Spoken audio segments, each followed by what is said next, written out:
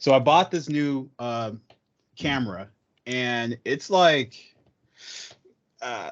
it's great. Like, I think it looks great with the picture and stuff, but the audio, man, it's just like, it's so sensitive that it picks up everything. And I got this big ass computer here, and it's like, yeah, I got like turbojets on this thing, and it's like picking up every single thing. So I'm just like, man, I can't record with this. I need better mics if I want to, be, better at the podcasting game. Well, you need a better mic, and I need a better camera. We just both need to do better. So put together, we're one solid podcaster. Yeah. Brought to you by White Claw, by the way. White Claw. White Claw. Brought to you by a white girl. Okay. Yep. Let me go ahead and. There will be ongoing jokes about that for the rest of the conversation. That's fine. I'm good. I'm good with that. Just so we all know, White Claw is clearly a wonderful brand. It's a wonderful brand. A wonderful brand. Yeah. Yes, half a step above Bud Light. Oh shit! Do we need to talk about that right off the bat? I mean, look, man. Well, hold on. Before we get into anything, any topics or anything of that nature. I got on early just to make sure I didn't look like a jackass. Oh, don't worry. If we get on this podcast long enough, both of us are gonna look real dumb. Believe that. I just want to say before we get started that this is all for entertainment purposes. Correct. So anyone trying to cancel you? Yeah, but that's what Tom Jones said during his trial. So. Is that what you said? Jones. Yeah. Oh, yeah. Well, him, Tucker Carlson, and Rachel Maddow basically in court said that they were not to be trusted, as far as what they say. Yeah. It's all entertainment. All fair and impartial entertainment. That's right. Fair, balanced, very much so. Very balanced. Okay, so before we get started on anything, I just want to introduce you to the 3 people that will watch this podcast. We're gonna get 4 this time. We're gonna get 4. So yeah. So first off, your name, we'll just refer to you as Rod. Okay. We don't need to put out your last name. Okay. And you are my brother-in-law, and you've been in the family forever. So I don't even really consider you a brother-in-law. You're just an older brother to me now, right? I think you're about in the 7th grade when I first met you. Was it 7th grade? 7th or 8th. Oh man. Okay. Yeah. I guess that does sound about right. 8th seems too old. Yeah. But yeah. Like, so you go back to Captain Planet. Yeah. Like. So yeah, we've kind of, you've been around for a minute. So yeah, you're blood in. Got some nieces by you. Yeah. It's official. It's official. And by the way, I'm brought to you by Old Fashions. Real nigga. Fashion. Listen, I can drink my whiskey, man. I know you can, bro. It's crisp. The White Claws are just crisp, and I prefer. Yep. I don't know. When I tasted, I thought they were crisp, bubbly with a hint of oppression. Like just a tad. You need that for flavor. Just a touch of, just a little bit. Yeah. If we get, just a little of, some privilege in there too, just to kind of elevate the oppression. Absolutely. When I get the tall boy, I call it a Karen. Yeah. Is there a male version of Karen? Did we ever figure Kevin. out what the? Is it Kevin? Is it Kevin? Or Kyle? I think we went with Ken. Ken works for me. Ken sounds way more Karen-esque than a Kevin. Kevin sounds actually kind of cool. But Kyle kind of squeaks in there though. He does. He really does. Yeah. Well, I guess let's get to it. Like I said, brother, I don't have any other brothers. What was that? I put hearts on the screen. Okay. That was nice. Yeah. But I will say that I don't know if I told you this story before, but you being my de facto older brother, you did help me out of a jam once. Okay. Okay, so for those of you that don't have older brothers, this is why you need an older brother. So I remember you and I were talking, and I think I was actually probably in 9th or 10th grade when you told me this, but it didn't come into play until like roughly my senior year, right? All right. So and this is kind of X-rated for you. All right, so I remember you were telling me a story about how, if you're with a girl and you guys are you're messing around, you're doing the deed. If you don't last as long as you can, as you would like to, one of your tricks was to pretend that the condom had broke, right? Yeah. So I remember, probably, one of my earliest, times having sex, I was with this girl, and obviously it didn't last as long as you want to. Yeah. And in that moment, as gross as it sounds, I did think of you, and I was like, damn, you know what, baby? You know what? Damn, condom broke, and that was my last one. I'm honored and horrified by that story. Yeah. But it's just shit, though. Yeah. That's real shit, and this is why you need an older brother, because I have 3 older sisters, and they don't put you on that type of game that another like an older guy can do for you. So yeah. I needed that, and you were there in that very moment. You were like, your key words came clutch.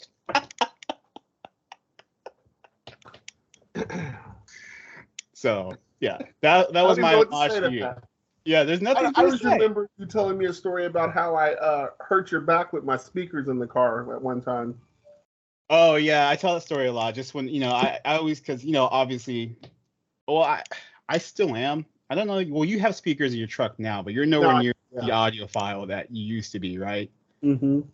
I got kids. I got old. I needed trunk space to put strollers and shit, man. Well, that's typically what happens. That you can't put that stuff in there, so you can't. You got to have the tins that you got now. Which I like tins. Tins are underrated. Tins are underrated. Properly tied, beautiful things. Yeah, but there is an overrated, which is having big ass 15-inch subwoofers. Yep. And that's one of my other favorite stories I tell people when they ask about, like, beating the block or whatever. You're the first person I bring up, like, my sister's boyfriend at the time, or I get, boyfriend.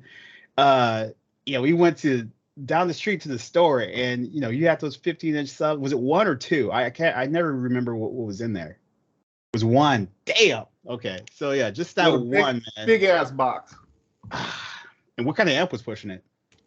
It was like a 2000 monotone where it only pushed for lows. So it was like True Power like 1700.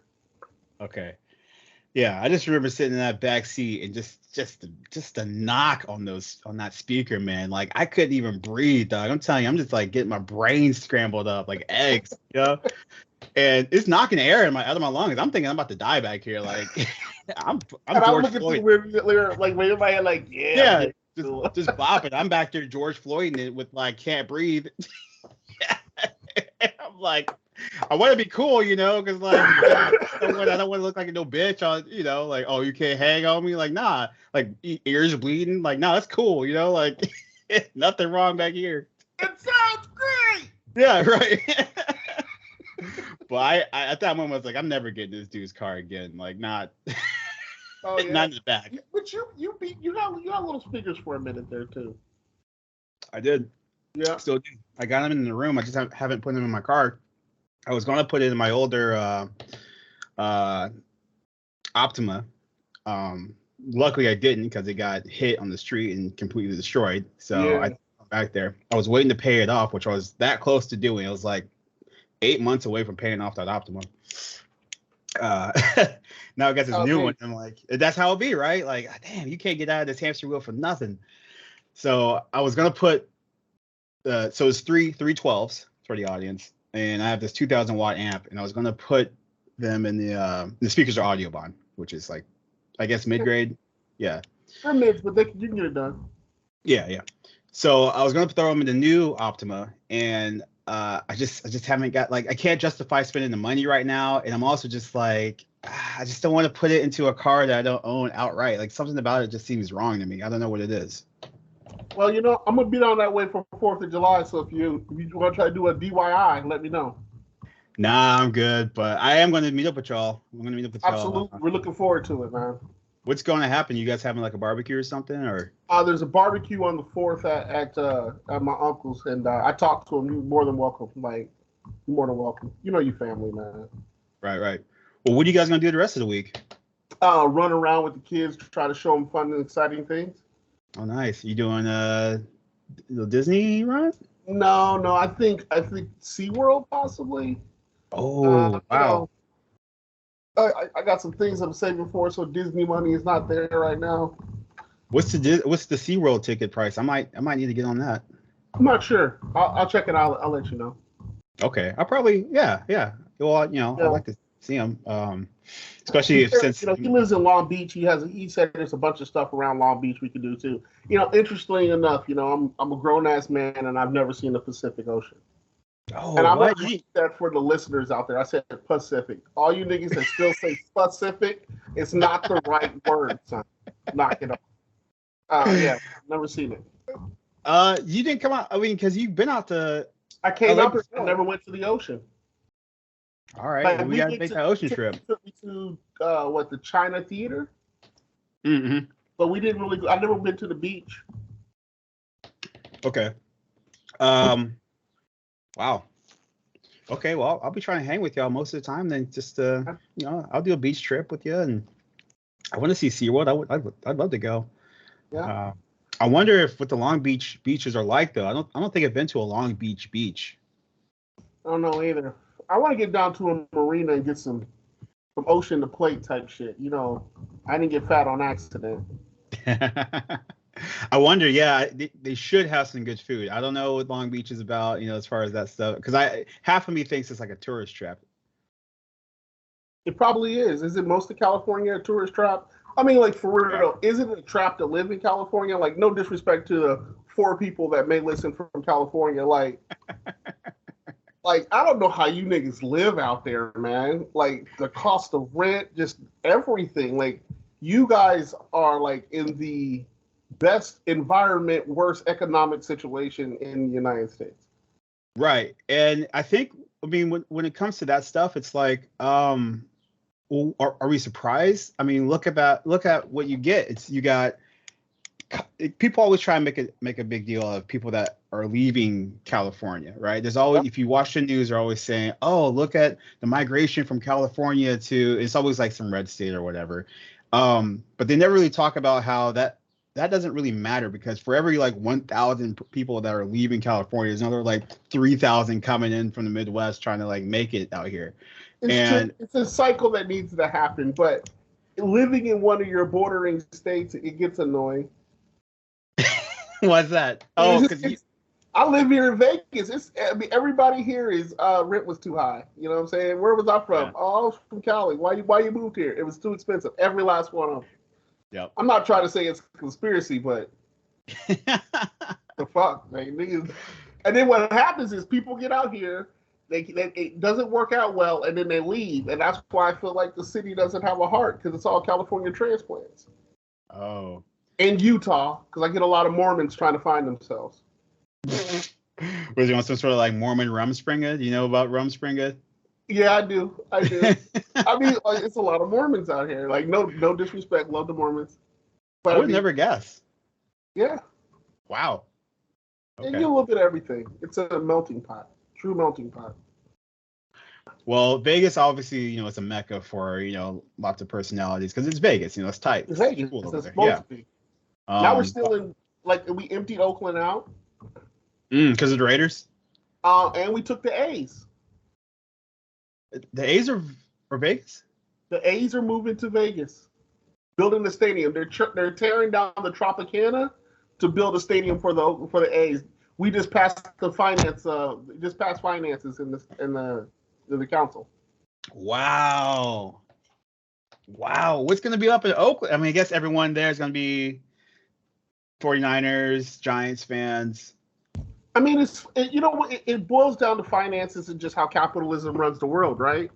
Mm-hmm. Oakland couldn't put up the money to build the stadiums the teams wanted or to give them the incentives that they wanted, and all the tourists can pay for that shit here. True, but also that brings up another point of man, fuck team owners that try to make cities buy their stadiums. Like, build your own stadium. Look, I understand and I agree. Fuck with, but you know what, man? It's just like when Trump said he was a smart guy because he hadn't paid taxes in so many years. It's like, you can really be pissed at the person who does that, but can you be mad, really? Like, yeah, I could be mad. You're supposed to listen. When a rich person says that to you, you're supposed to bring out the guillotines, not clap for the motherfucker. Come on. Like, this dude's talking about spending your money, and we're all like, yeah, that's what smart ass shit to do. No, the dude's robbing you. That's like saying someone that broke into your bank account is smart. It's not really robbery. It's economic extortion. And either you pay up or you lose the revenue, right? That's really what it boils down to. Oakland didn't pay up. They lost the Raiders. They didn't pay up again. Now they lost. I'm not saying it's right. I'm just saying, it's the way it is. Like, I would say it ain't right. Ain't right. It ain't right. It ain't Christian. I'll have to agree with you on that. We're gonna get that going. This is the beginning of that, just so you know. So yeah. for the two watchers, all right, stay tuned. We're done. I mean, I told you we're going for 6. We're going for 6, right? Now I moved it from 4 to 6 now. 6. Yeah, okay, that's the goal today. Yeah, just so you know. Watch it. I mean, just like, some of the videos I've done have hit some numbers, man. I did one on anti-vaxxers. I hit 100. Yeah. Pissed some people off on it. Hey, so you want to go back to the Budweiser thing? The Bud Light thing? Hey, let me ask you a question before we go to the Bud Light thing. Have you read the story on Call of Duty? No, I don't know about a Call of Duty story. So, and like I said, for the viewers, correct me in the comments, with the proper names. But there's a guy who is a top streamer. He was like top 5 streamer on Call of Duty, and he even had his own skin pack in the store where you could buy his skin pack. Right? Damn, that's pretty tight. So all right. He had partnered with them, big in it. Right? So in California, there was a protest about Pride Month, and the protest was, should it be introduced into elementaries? Right? And like saying we want to celebrate Pride. Okay. Yeah. And it got violent between the protesters. And this guy simply wrote, I just think they should keep this out of schools. Okay. Activision canceled his account, removed him from their store for violating, I guess, the policy, the code of conduct. Okay. So other fellow streamers have went out and put it out. Now, mind you, these guys got 250, 300,000 followers, right? After that, I think 4 or 5 million people uninstalled Call of Duty from their console. That's the movement. Wow. Uninstall. It's wow. The Budweiser movement, right? It's the backlash. Yeah. But I think the problem is that, you have a group of people who have been treated poorly for an incredibly long period of time, right? Okay. Marginalized for an incredibly long period of time. No one really paid attention. No one gave it the press that it deserved. No one gave them the voice that they needed, right? Lo and behold, they get the voice. They run. They organize. They get their demands. Everything is legalized. It's brought back to the center. But I think it's just like everything else. You got people who still want to fight even after the fight's kind of done. Okay. Yep. Now it's to the point where it is pushed on people that accept it, but now you're dictating my terms of acceptance. And I think people are just tired of the conversation. I don't think people hate them or dislike them. I think people are just tired of talking about it and would like to move on to other things. And we all agree treating you like shit is inappropriate, but we don't have to always have it on the top of the articles and everything that we talk about. Because if you really want to look at it, it's about 6 to 7% of the population. We have a much larger black people population and brown people population, and we should be spending more time talking about how are they being downtrodden. Like, I get it. Okay. Well, I'm gonna have to push back on a few things there. Okay. So, well, first off, yes, you're correct that obviously most people, we'll call them normies, understand that treating another group of people like shit is wrong. Okay, we can all agree, not all of us, but most of us can agree on that. And if we're all in that sector, then yes, continually talking about these people doesn't seem to make sense, right? So I can see that side of the argument. But the other thing about it is, number one, you were saying that there's like 6% of like trans people in society, which maybe that's how many have come out as trans, like that's how many we know are trans. But we don't really know how many percentage wise are in the society. Like most, or not most, but it's fair to assume that a lot of them are smart enough to not even come out or talk about this for fear of what would happen to them. Okay, quadruple it. I agree. Okay, so quadruple would be 24%, which again, that's probably low, that's probably high. But regardless, the other issue that I'm having is that yes, black people, we have all sorts of stuff going on with us in this society, how society treats us. But if the idea that these people who don't want to talk about trans stuff are just worried about it taking too much attention from talking about black stuff, unfortunately, the people that hate trans people aren't just tired of hearing about trans stuff. They're just hateful. They don't. Yeah, I get that. They don't want to talk about trans people. They don't want to talk about black people. They want to talk about anything. And I think here it's about our ideology and when do you introduce sexuality to children? Okay, so we dive into that. Yeah. Just, and this is before you get into any type of sexuality. As a parent, and a lot of school districts know, they don't want sex ed taught at that age. And so if we're saying we don't teach sex ed at that age, introduce your sexual content, because when you're getting into that all boils down to sex and sexual preferences. That's where I kind of go, let them be kids. Let them grow up some, right? Like, I feel as though we push a lot of heavy topics on children, which is leading to record high medication rates of children, right? Yeah. Like, a lot, yeah. You just gotta let kids be kids, right? And hitting them with these heavy, divisive adult topics, I don't think is right by either side. What exactly are they teaching? Because this is another thing that was always not confused. I'm asking you rhetorically. I know. So anyway, what is it that they're teaching these kids that's like sexual? Well, it's about sexual feelings, right? Not from what I understand, but like, okay. What do you mean? Like, what? Well, I don't want them at an elementary. If you talk about a fourth grader, a third or fourth grader, I don't really want them having conversations about sex, period. Boy-girl sex, boy-girl feeling. All of that type of thing should at that age, I think, should be handled in your household. Okay. So from my understanding of the situation, it's like, all right, they aren't. So when you say they're teaching about sex, and one person is going to think that they're pulling out like the model diagram of a penis and the model diagram of a vagina and having that conversation, right? You're saying it's more of encompassing, it's like an umbrella term for like they're teaching about sexuality, right? Is that what you're saying? Okay, so in my mind, it's like sex. Here's a great one, right? I'm sitting here playing Call of Duty. Funny enough, my daughter comes up to me and says, "I have a question for you." I'm like, "Sure. What is it?" She asked me, "What's No Nut November?"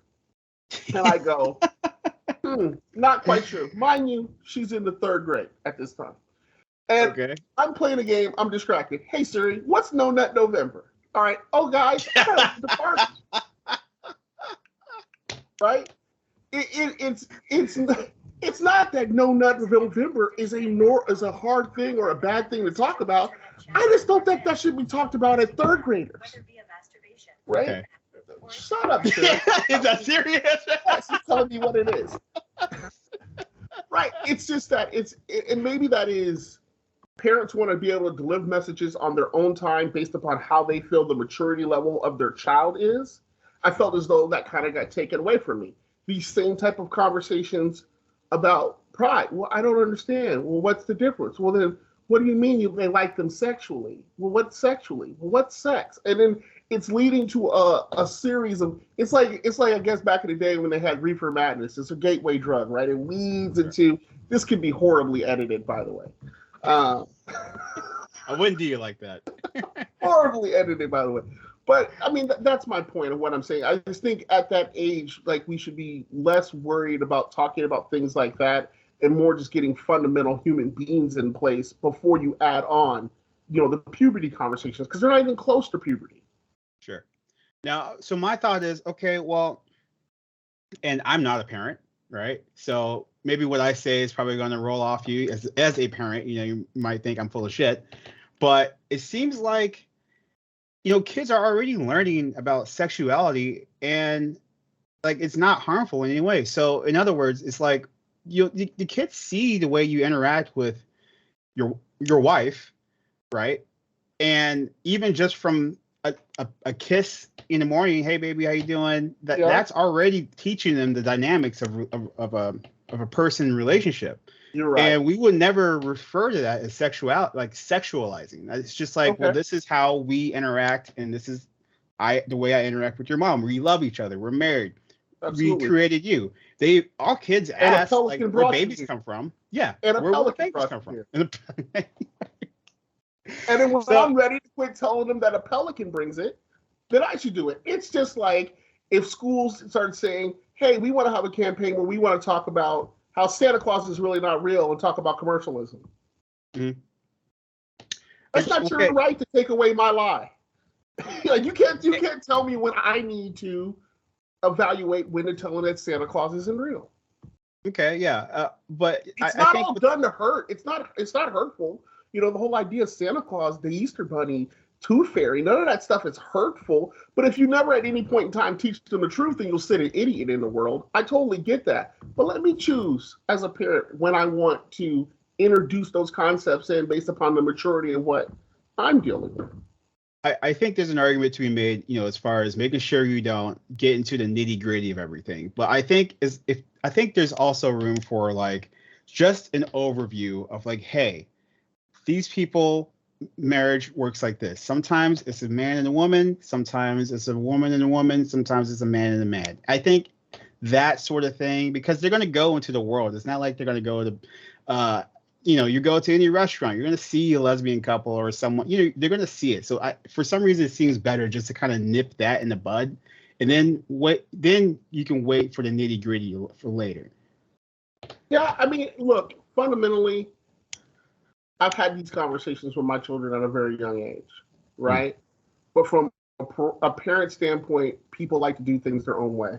And that's why you always have had, even when you were a kid, because you went through the great banning of book age, right? Where it was these books had talked too much about slavery and we're no longer comfortable talking about that, right? That was back in 85?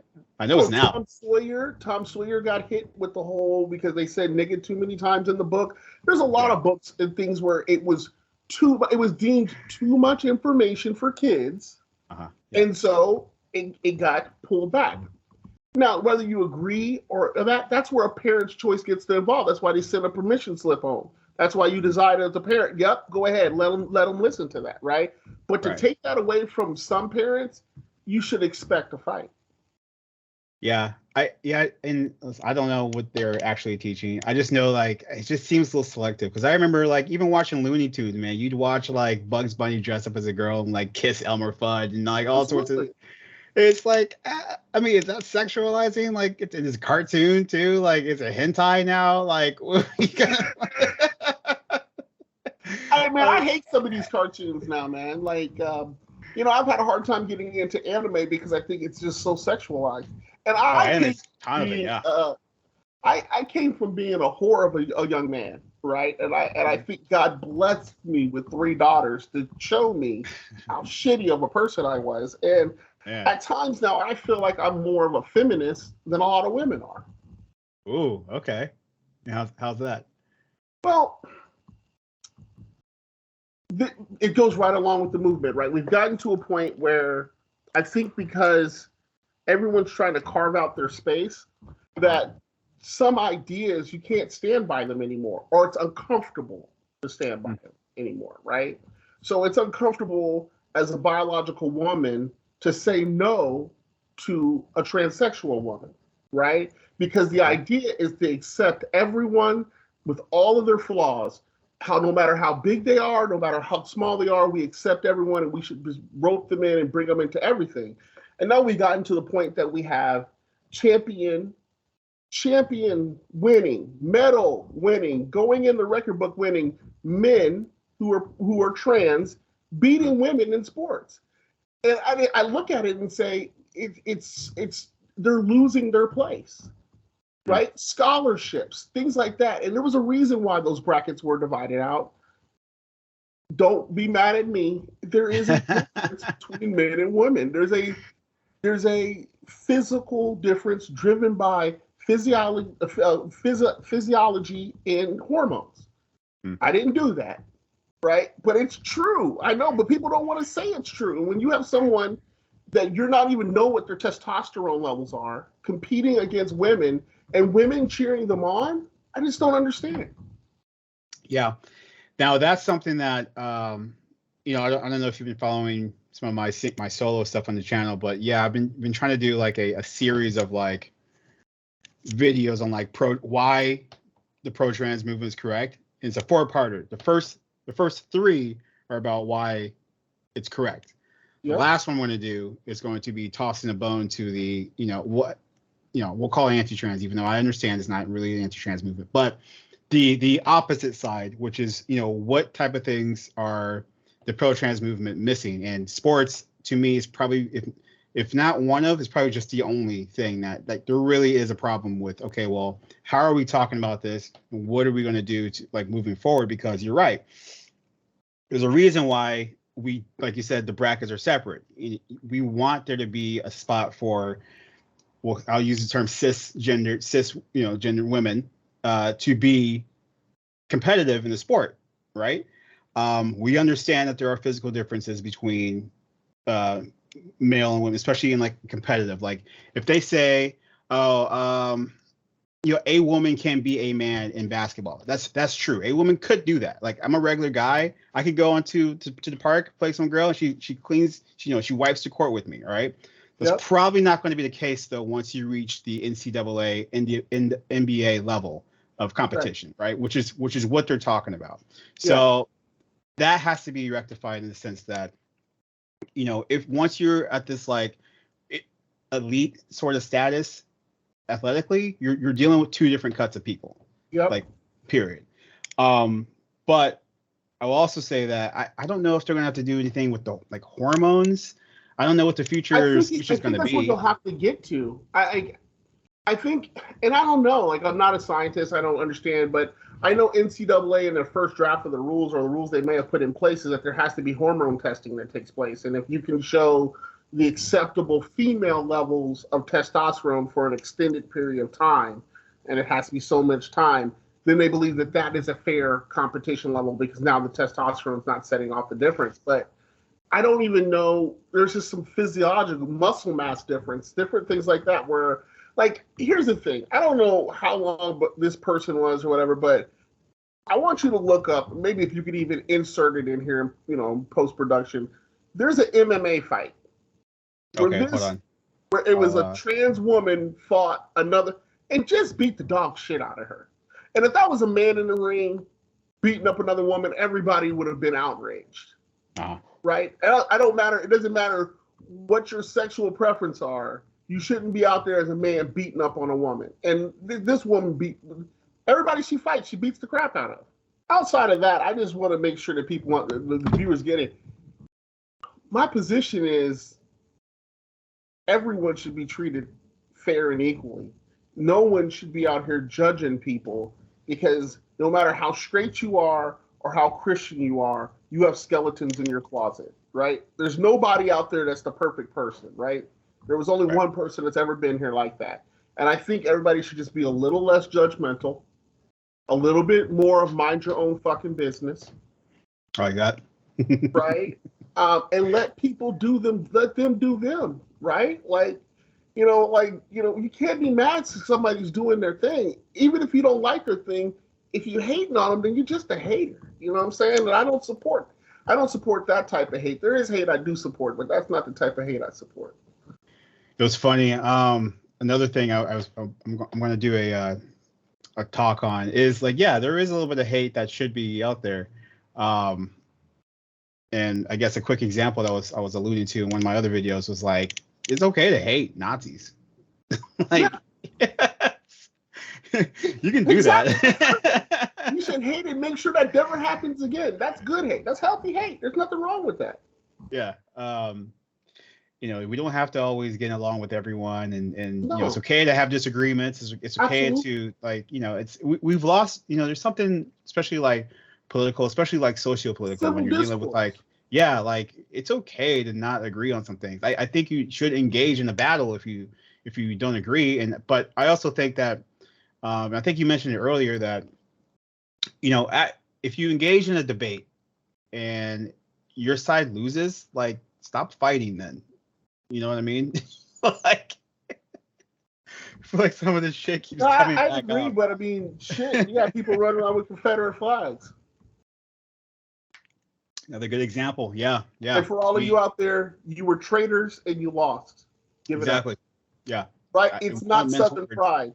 It's not Southern pride. Go out there and Google, what does Robert E. Lee think about the use of the Confederate flag? Look him up. He would tell you need to knock it off. He preached against it. He said, don't put up any monuments. And you only put up monuments at 1950s when the civil rights movement went through, right? That's when the Confederate flag came back, right? It was the his thumb at black people. So you can say whatever you want and you can claim ignorance, but if you watch this, you're not ignorant anymore. Put that shit away. There you go. Yeah, I'd say the same thing. It's like, you know what? I'm not even going to entertain the act of or idea of Southern pride. It's like, no, you're treasonous. This is a treason flag. I know there's two flags flying in that war. One was the American flag, which is the one I unite under, and the other one was the Confederate flag, which is the flag of the traitors. Well, let's talk about the American flag, what you unite under. Man, what's your feeling on this Juneteenth, bro?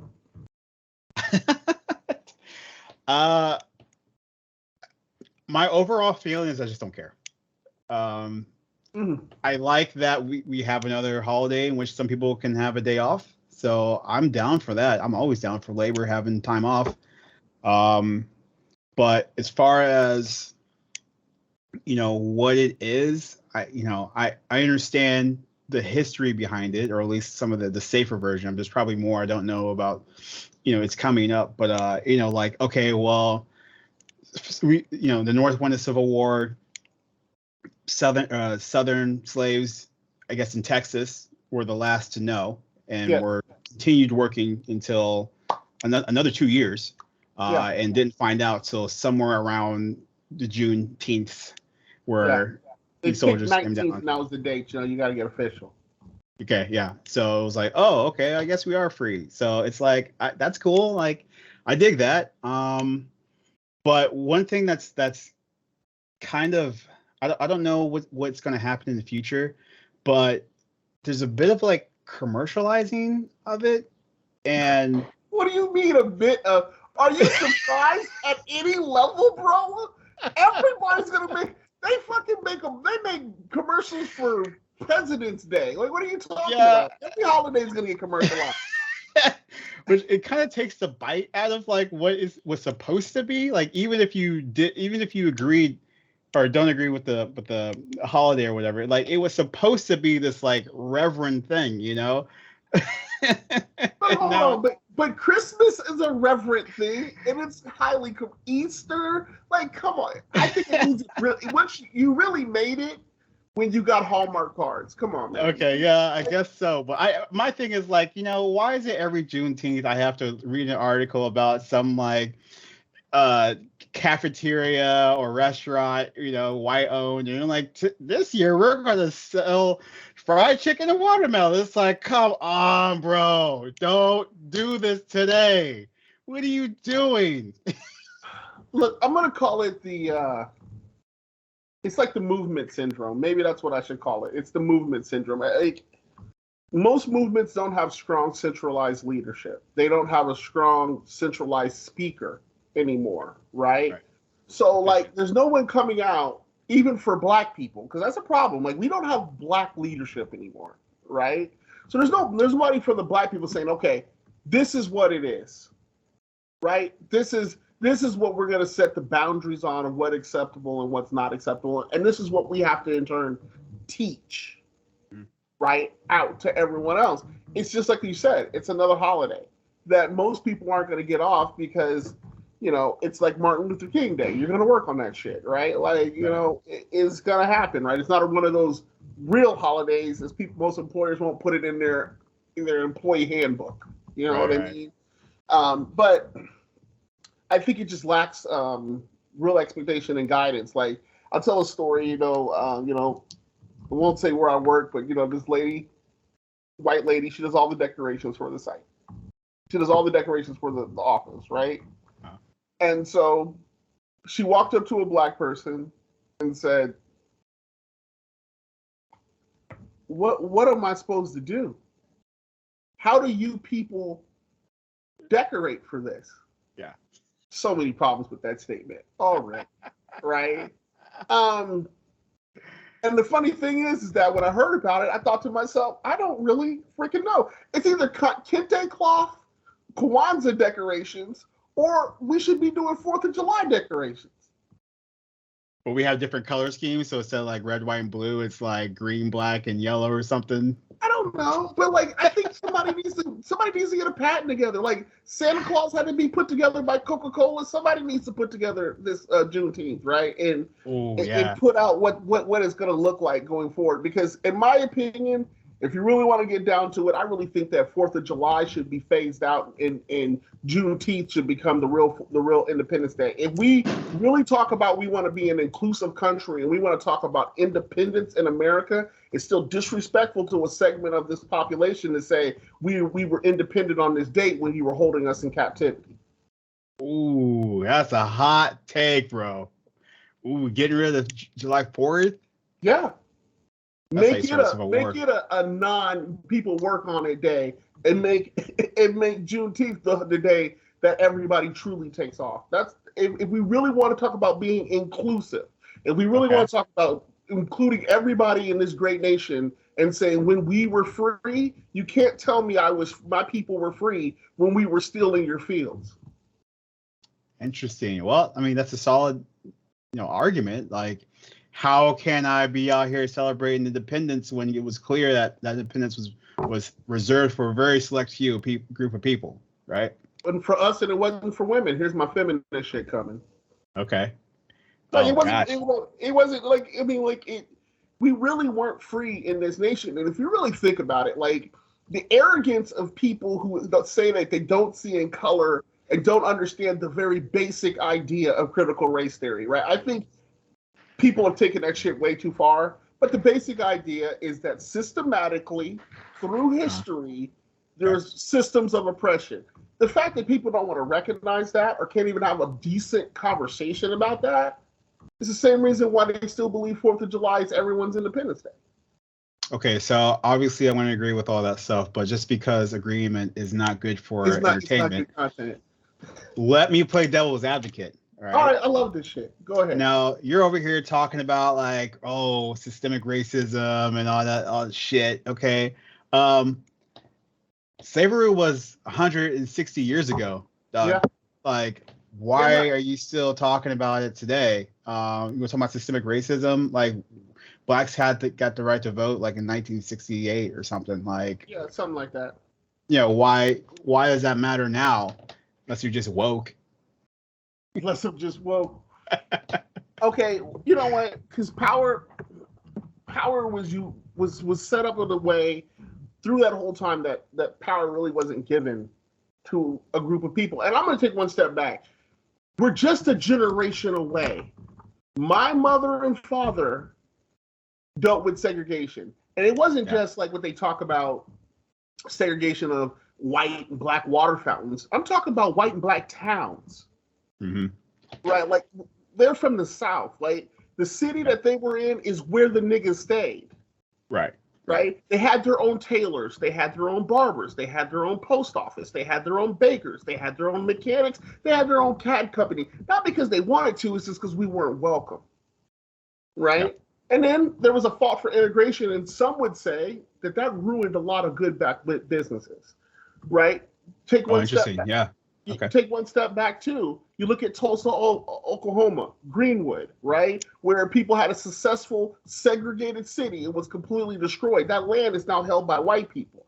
The generational wealth is passed on through land. You go in and you talk about Jim Crow laws, redlining, not selling property to black people, right?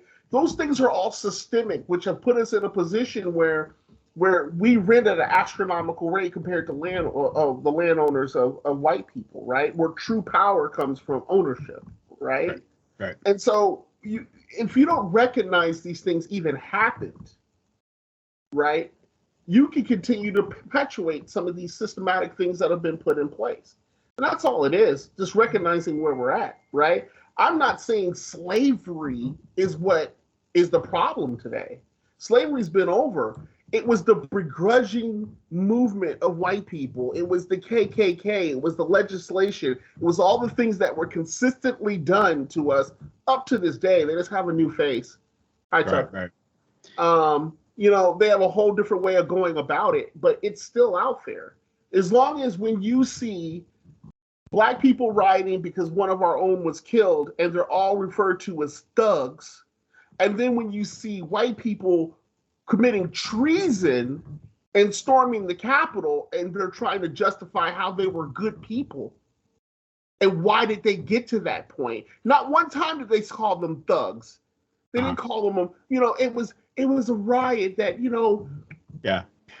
Begrudgingly called them insurrectionists, like insurrection. They didn't even call it like, you know, if it was. Like they stuttered saying it, you know, it was tough for them to say it. But you call someone a thug, it comes out real fluent. You know, and all those Blue Lives Matter people all of a sudden get silent when they trample blue lives. Yeah. Right? All lives matter? You know what, man? Here's the problem. I actually don't have a statement I don't have a problem with the statement all lives matter. I have a statement of the condescending assholes that you Right. Yeah. I mean, the term all lives matter obviously is not the we would all get to a place. We would love to be in a place where we could just say that and be like, yeah, of course. But the problem is we know that term is used not as an affirmation of all lives mattering, but to actually take away from Black Lives Matter. Yeah, it's a counter argument, nothing more. It's the classic whataboutism that was birthed by Fox News, and you know, every time you say, well, what about, you know, Hillary Clinton in the pizza parlor? Like, there always has to be a pivot back to what they believe to be their devil. And it goes back to there's no civil discourse. We can't agree to disagree. We can't get in a room and come in with a strong argument and then walk out of the room going, you know what, they had some points there. I should look at that argument and see how I can still look at what I'm saying. What's the most important for us? We don't do that anymore. Everybody gets in their corner. They go in the echo chamber of social media and hear everybody say the same dumb shit that they want to hear. Yeah. And no one's willing to step out and stand in the middle, right? Like, I'm a registered. But no one wants to get challenged. Huh? No one wants to get challenged. Like, you know, you go to your echo chamber and you stay there. There's no curiosity. So, well, what is the other side? Like, what do they have? What is like one of my blind spots? No one thinks they have one. It's just like, oh, well, I've got this all mapped out and perfect. Everyone else is 100% idiot. Now, I will say that I probably fall into that category sometimes myself, but I definitely know that as someone who is a hard-nosed progressive who worked at the Daily Wire, I push myself further than a lot of people who ever pushed themselves, right? What does that mean? You're a progressive. What's your views? Describe that for me. Well, generally speaking, gosh, you know, and that's going to be kind of I could do a longer form on that question itself, but just to try to simplify it, the progressive ideology is a belief that things right now as they stand are not as good as they could be. And there are things that we can do socially typically through government to make them better. Either economics, social. It's the understanding that things aren't right in the world as is, and we need to push towards solutions. Okay.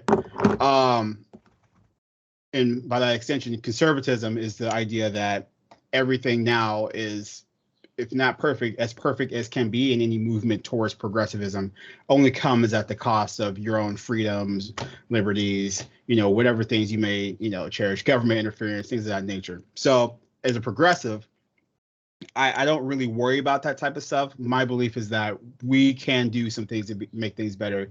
And I have progressive opinions on policy, on what policies that would be. Okay. I guess I'm progressive, I guess. I don't know.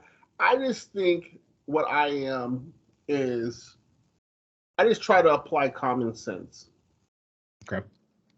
See, the thing with common sense, though, is it's not that common.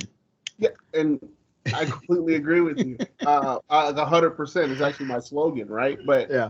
I think what I try to do is I try to apply compassion, thought, and then make an informed decision. Okay. Right? That's on any topic. That's on anything that we're doing, right? So guess that I don't know if that makes me progressive or conservative, because some things I don't feel as though should move forward too much further. There's other things where I think that we need a lot of movement on. So I don't really know what I am. I used to think I was a Republican, but I don't think I'm anything. I don't want to say I'm an independent because you will always lose in an election. So I'm like,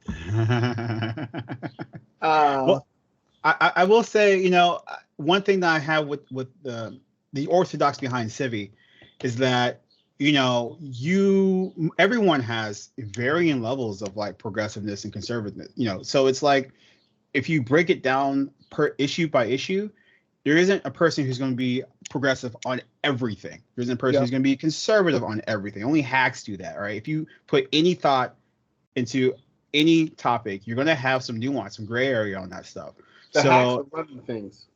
Yeah, right. So it's like, okay, well, so, if you are someone that, in my opinion, are like 60% progressive on like 60% on like topics. So like if you're like pro-choice, if you believe in some sort of universal health care, if you are anti-war, like that type of stuff. If you have a bunch of those stacking up, you're probably more on the left. But if you have more things in the other direction, then you're probably more conservative. But everyone's going to have sort of like a mixture, more dynamic sort of like relationship with that stuff. So like, I love guns, and I think people should be able to make their own choices without everybody being in their business. So if you want to go have an abortion, you can. That's really none of my business. I give two shits. That's on you and your maker. Like, why am I getting involved in that, right? I just think it goes back to more people need to mind their fucking business. Okay. See, you're probably leaning towards libertarian, which traditionally is a left-wing position. But that also, like, libertarians and progressives have a lot in common when it comes to social things. But like, what's your position on taxing the wealthy? I don't think that they should get the amount of breaks that they get.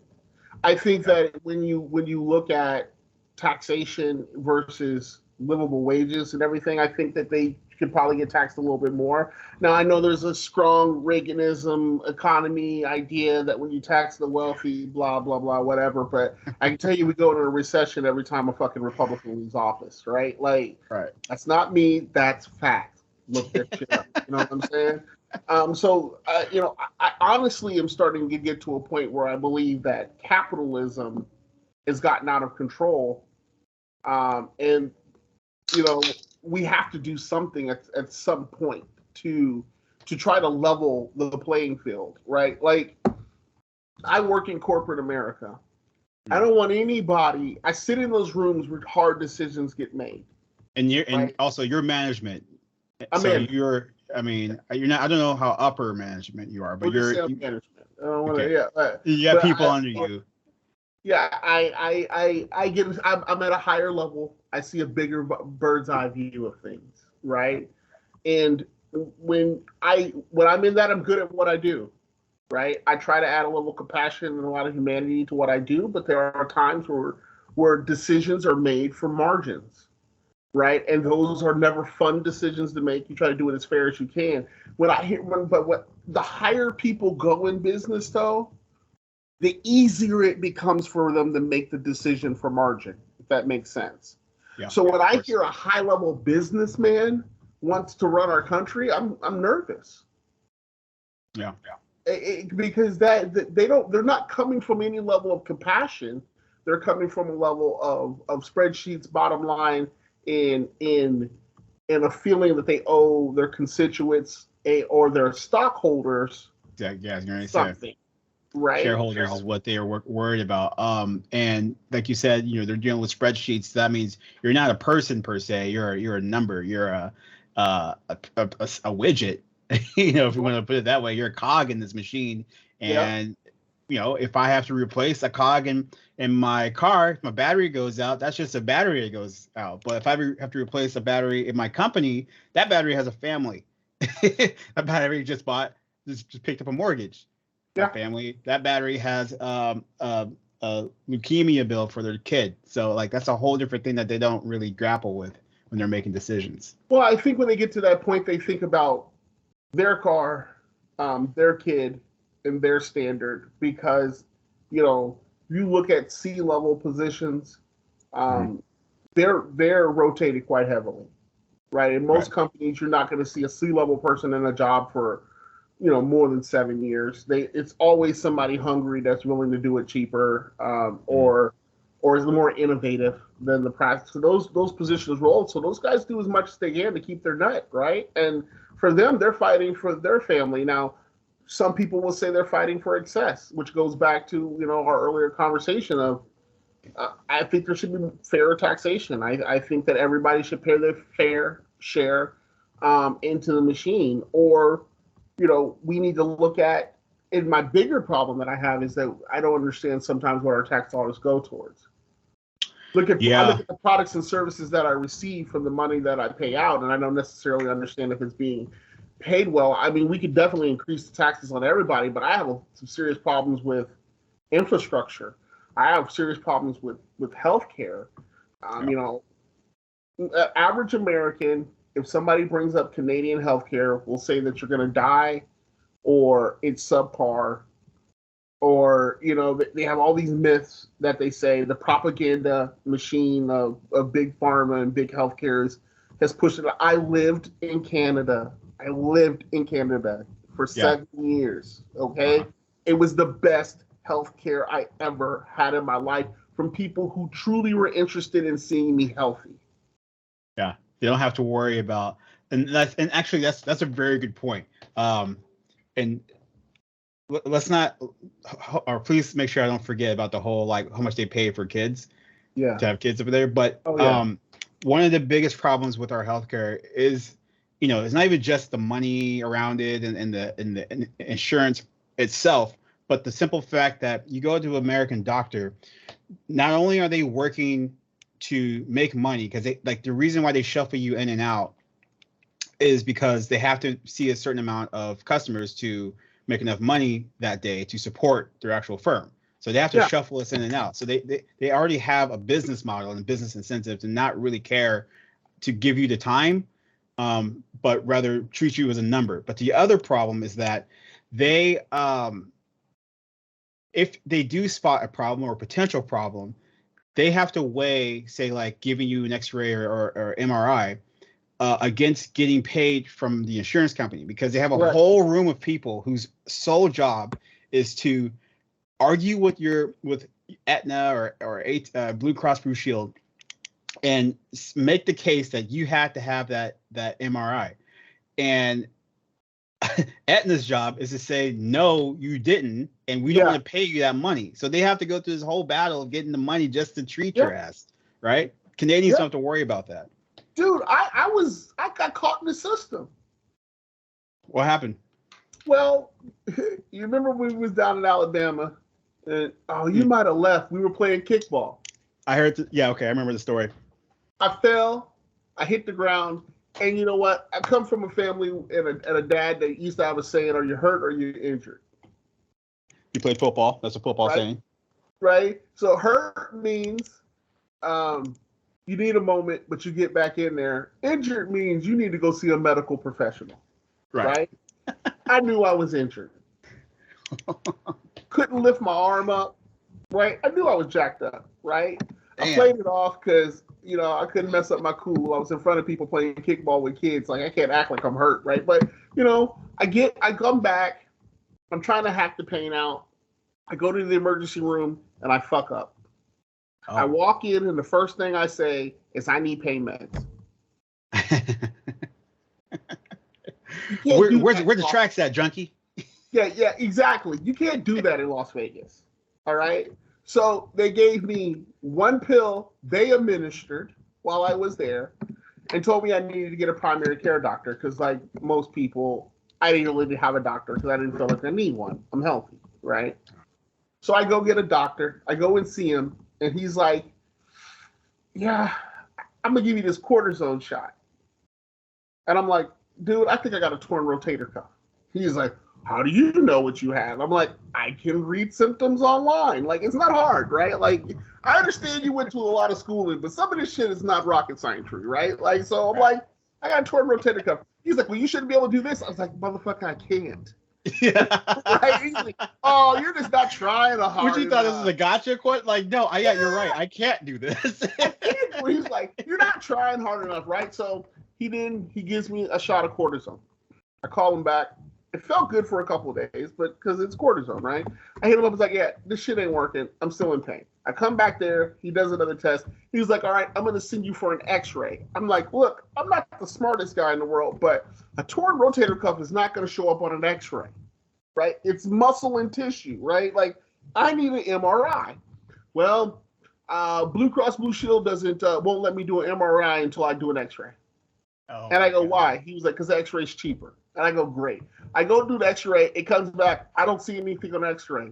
Dumb motherfucker. Like, of course give me an x-ray to see I got a torn ACL. Like, fucking genius shit, right? So then he finally sends me for the MRI, right? After he argues with the insurance company through that whole peer-to-peer mediation thing they have to do. Finally gets me in there. I do an MRI. I walk back in the office, and I think for a while he thought I was maybe looking for drugs. Because I go in there and be like, I need something stronger. I need something stronger. What you're giving me is not strong enough. He got me now on like fucking oxys and perks and shit. I'm still telling him it hurts too much. Get the good shit out here. Yeah, like I need better shit, right? So I go in there after we get the MRI, Alvin, and the look on this man's face, he was like, I am so sorry, miss. I'm so sorry, sir. Yes. I am so sorry.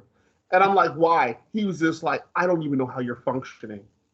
Wow. He was like, there's 4 muscles in your rotator cuff. 2.5 of them are torn.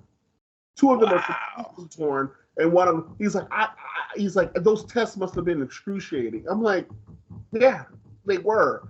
And he was just like, here, this is the strongest stuff I could give you, right? I'm like, by this time, I'm like, you know what? It doesn't matter. Right, I've been dealing with the pain. I'm fine. He scheduled me for surgery. 2 weeks later, I go in. All kinds of shit. They have to take my shoulder apart. I got bone spurs. I got 3 torn muscles. They had to put stem cells in my shit. I'm good today. Yeah. Right. But stem cells. So you got a baby shoulder now. I got a baby That's just brand new. Dude, 6 months before I had surgery from injury. Being treated like a drug addict the whole time. Right. Having to justify and step through. I mean, and dude, I'm going to tell you right now, I got a family plan, and I pay close to $1,500 a month in insurance.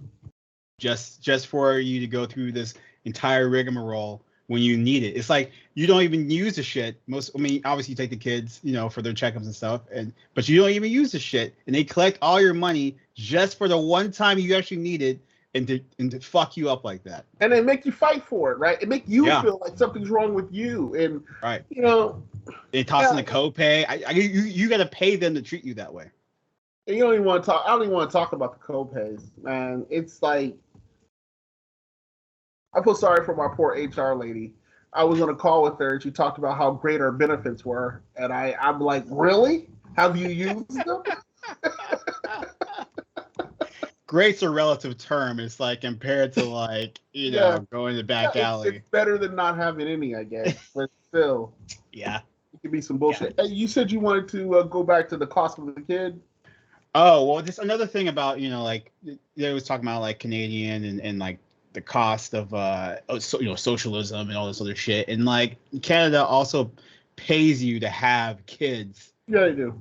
Up there, right? Whereas here, you have a kid. I think it's like without insurance, it's somewhere close to $100,000. If you look at the itemized bill. Now obviously those numbers are inflated because you can get a Band-Aid from a doctor and it'll cost you $75. If you look at the bill. Absolutely. So who knows? But it's just like the whole thing. It's disposal fees. Right. Is blood suppression administration fee, right? Is that whatever they call a Band-Aid? But it's like, okay, well, you have universal health care or something close to it in Canada. Yeah. Way better experience with Canadian doctors. Yeah. And I did. We don't want that here because something communism.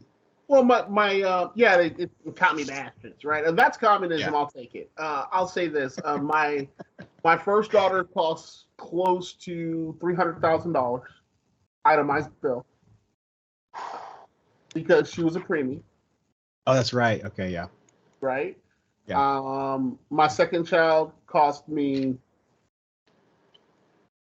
$35 in Canada. $35. Cost $35 because we upgraded to our own private room after the baby with her own shower and a king size bed and a TV. Wow, that's the upgrade price, man. It would cost me nothing. Costs more to fill your tank than to have a baby.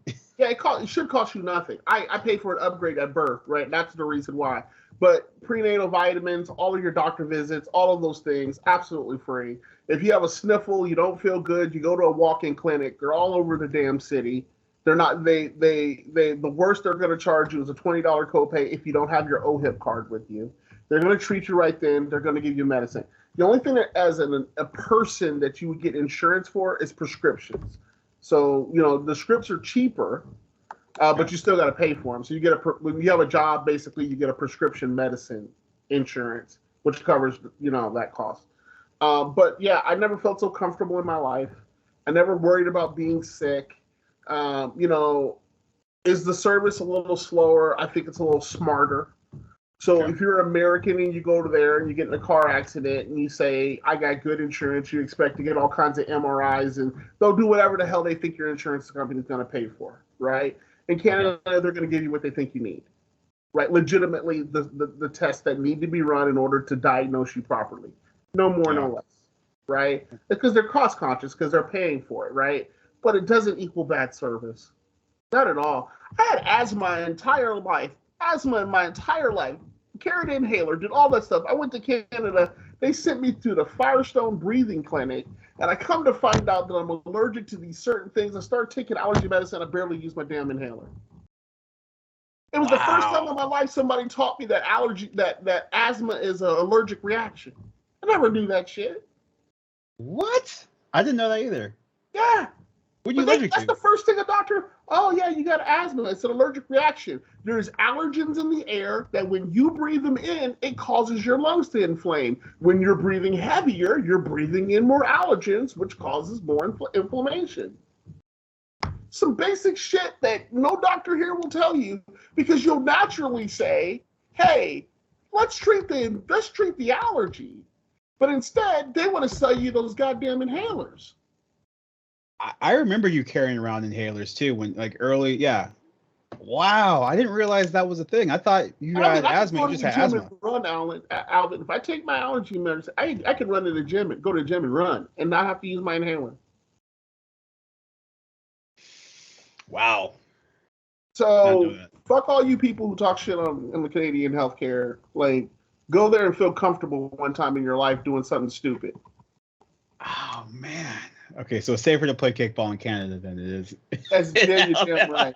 Hey, bro. I want to throw another subject at you because I want to see how you feel about this. I want to get your take, man, because I'm feeling like I'm in a bad place, right? I'll say this. I'll say it again. I'm a registered Republican. However, I think Donald Trump Are you still? Yeah, I am. Oh. I have it unregistered. I think Donald Trump is a real life villain, right? I say that with all sincerity. I don't mean hate to anybody. I just think that he is a byproduct of the capitalist machine. He is a narcissist.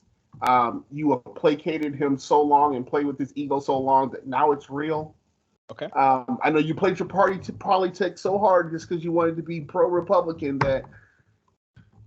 Yeah. So I can never vote for Donald Trump to be on anything. He couldn't be on the head of the sewage board for me. Like, okay. I don't want him to do anything, right? You can't be dog cash around here. Yeah, like, I think he has a brilliant personality. I think that is great. I think he is very smart in how to work the tax system and the business system, which makes him successful in what he does. I can't take that anything away from him. But I wouldn't say that he is somebody I want to follow as a leader, right? Okay. Then we get to Biden, which I love Biden, 10 years ago. But like every time I turn on the news, he looks frail. He looks slightly confused. He has to be overly handled, right? Like the cue cards and the way that they direct traffic towards him, really good done. I mean, I have to say the administration does a good job of deflecting and making sure that he presented in a particular light. They can do that right now. They can do that right. They can fluff him up, But I don't look to him as a strong thought leader and a motivator of the American people. If I was forced to have to choose between Biden and Trump, I'm gonna have a bad election day, bro. Yeah. Because I'm not one of those people that I can't not vote, right? Because I feel as though if you don't vote, you don't have the right to complain. Okay. Sound advice. Right. And I like to complain. So I'm definitely going to vote. I just feel as though in this situation, there is no lesser of two evils. Interesting. Okay. What's your thoughts on that? Well, so one of the things I hope to do in the future is make a push towards people paying attention to primaries, because in my mind, the primary is the person you pick. It's the time to elect the person you want to be your leader. And the general, for many, is going to be the time to pick who you don't want to be the general. Yes. Or your leader, right? So if you're having a problem, and everyone is, like, I don't remember what the poll is saying, but basically everyone in the country is like dreading a Trump-Biden rematch. Okay. Yeah. Not that, people are worried about Trump winning again. People are worried about Trump winning again, and people are worried about Biden winning again. Like, we all recognize, like, come on, like, Biden is like 4,000 years old. Trump's, we don't know what his deal is, and what his fallout of him being back in office would be. There is zero hope for anything. We're in wars right now, teetering with a possible nuclear holocaust in Russia, right?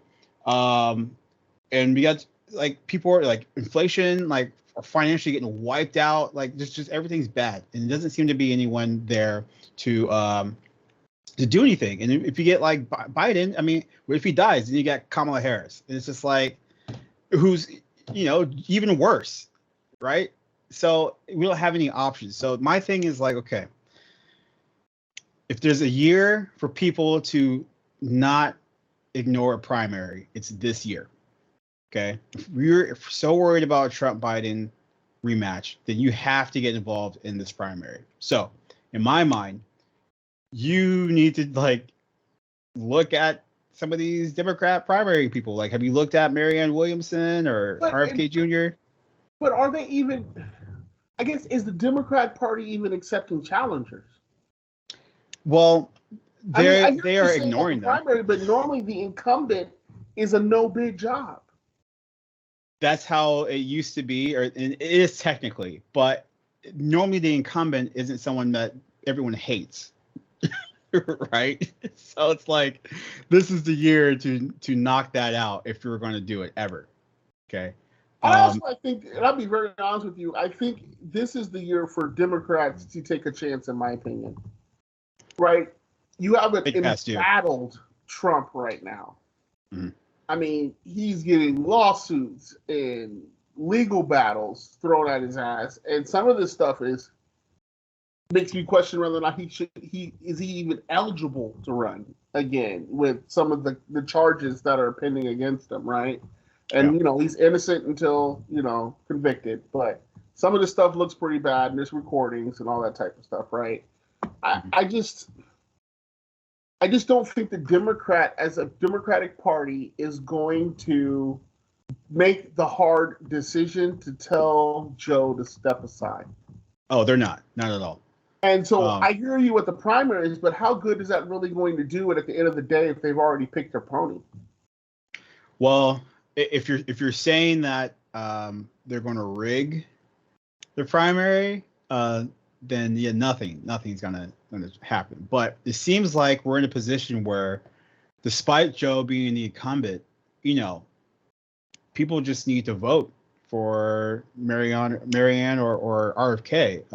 I don't think Joe Biden has as strong of a stranglehold on this nomination as one may think, given our history with incumbents.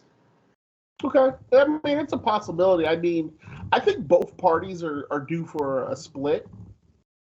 Oh, like to create. So the two, we have four? Yeah, because I think the Democratic Party is too diverse, and so is the Republican Party. The Republican Party does a better job of staying together as a unified front. The Democrats, they tend to fracture more. Yeah. But, I mean, I think you have the Tea Party Republicans, and I'll call it how it started. You have the Sarah Palin Tea Party Republicans, who was that regressive as much as they claim that whatever they are, but they're the Make America Great, go back to old American values. Let's double down on putting people in their place. 1950 was a really great time for everyone. Yeah. Yeah. Sure. But there's that party, and I think it's gotten entwined so heavy because you remember the Republican Party at one time was they were the moral high ground party. They were the ultra religious party. They were the always tell the truth party. We were in God and in money we trust. Yeah, that's more like it. Now I don't know if they've ever been honest. But... If you go back to Reagan had he surrounded himself with Democrats and Republicans. He was able to. When you look at Reagan, and I've actually watched some documentaries on him, he's probably one of the best Republicans because of what he got from working in Hollywood. Okay. Right, because he was the union rep I believe he was the union rep for a lot of, for the Screen Actors Guild. He was the president of it, and maybe fact check me real quick, but I'm almost positive he was a big part of the union of it, and he would negotiate and I think that helped him go forward, and he had good writers behind him, and he played a good part, right? Yeah.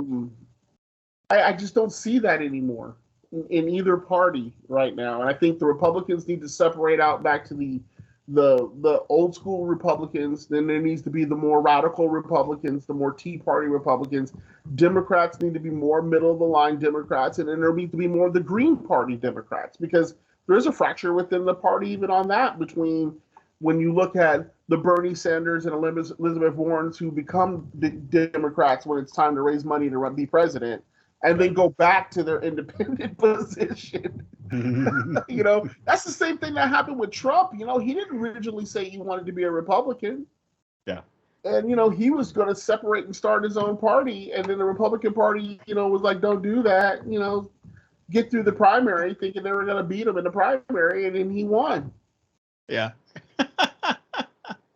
Which says a lot, though. Like, I think a lot of people, the real issue is that no one is addressing the pain of America. Yeah, that's the overall problem. Is that his election should tell everyone just how much pain is in the country, in the sense that we entrusted a reality star who, let's be honest, during his campaign he said a lot of the right things. If you can ignore, if you can ignore that wrong shit, like, he said a lot of the right shit, and it was just like, I'm not gonna send your job overseas. I'm gonna bring it back home. Everyone's gonna have the best health care in the world, and it's gonna be incredible. You can make your head spin or whatever, superlatives he uses. But that's stuff people want. But the thing about that, though, is if we are all wanting these things so much, why is it that we keep voting the same people who've destroyed all these things in the office? Like, one of my biggest pet peeves is that we got these people that supposedly hate government, but if you do a poll on people, they like their own rep, they like their own senators, right? It's the other ones that's the problem. It's like, no, they all work in conjunction with each other. We should be flipping these houses, right? If you have an incumbent in your house, in the Senate or Congress, and things aren't going right, you should be flipping them, not continuously throwing them back in the office. I don't know if you necessarily need to flip it. I think you need to vote for the most competent person, right? If that's a Republican, it's a Republican. If it's a Democrat, it's a Democrat. If there's another Republican that's going to go up against the incumbent, you vote for them if they're the best out of the field, right? But, I mean, for the most part, I agree. I mean, when I say flip, I don't mean like flipping it from Democrat to Republican. I mean, like, if you're... Here's the problem I have, and Alvin, I know you know this from Sydney. Most people are blissfully ignorant.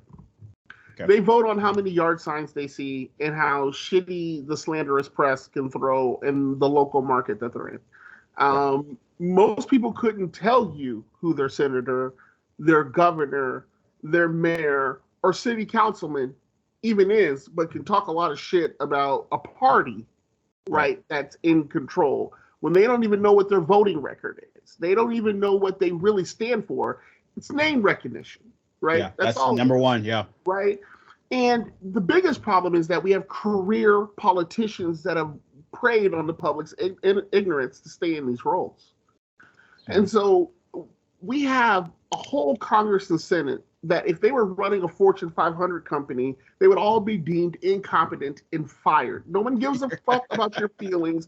We only give a fuck about what you actually did, and you've done actually fucking nothing for the last 20 fucking years. So, like, all of you fuckers are criminals and should be thrown out on your fucking ear. One thing Trump said that I 100%, he said two. He said he was going to improve infrastructure and he was going to put term limits on Congress and senators, and he failed on both of those. If he would have come through on those two things, I might have been like, he's a fucking clown, but he got it done, right? Yeah. That's what we want. He could be a clown, but get shit done. Get the shit done at the end of the day, and he didn't, right? And so when I look at things and I see how things are going, presidents are pointless to me. They're figureheads. They're the ones that draw the column inches.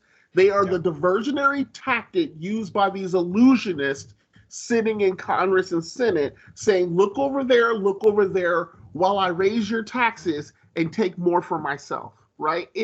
It's all of them has to go. Like, the whole system needs a purge, and I don't want to sound like an anarchist because I don't think we should start over, but God damn it, there needs to be a reset button pushed at some point in time. Congress and Senate should be limited. They have to be limited. Yeah. You have old people with old ideas. Man, I watched a C-SPAN hearing on cybersecurity, and listening to these old fucks trying to understand technology was damn near hilarious.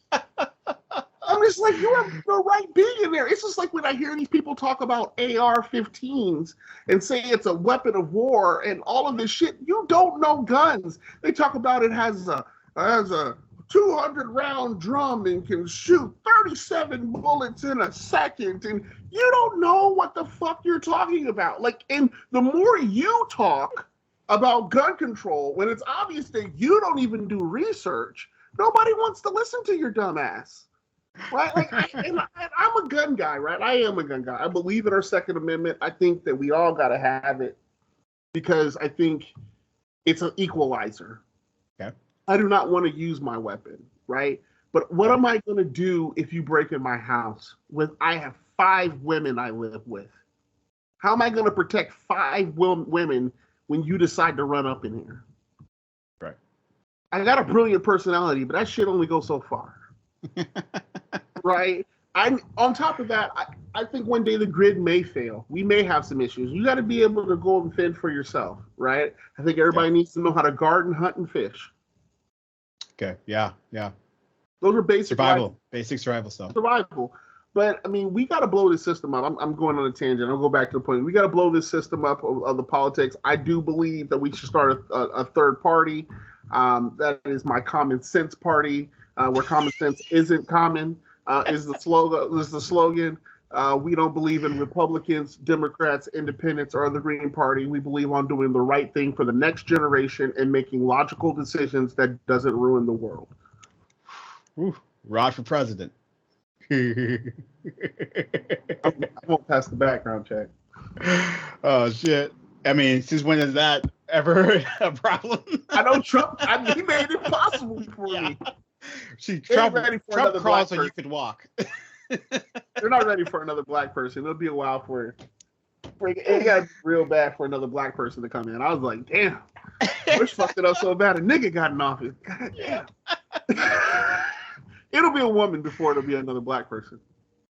Oh, I wonder. I mean, Hillary was probably the best shot for name recognition. Shit.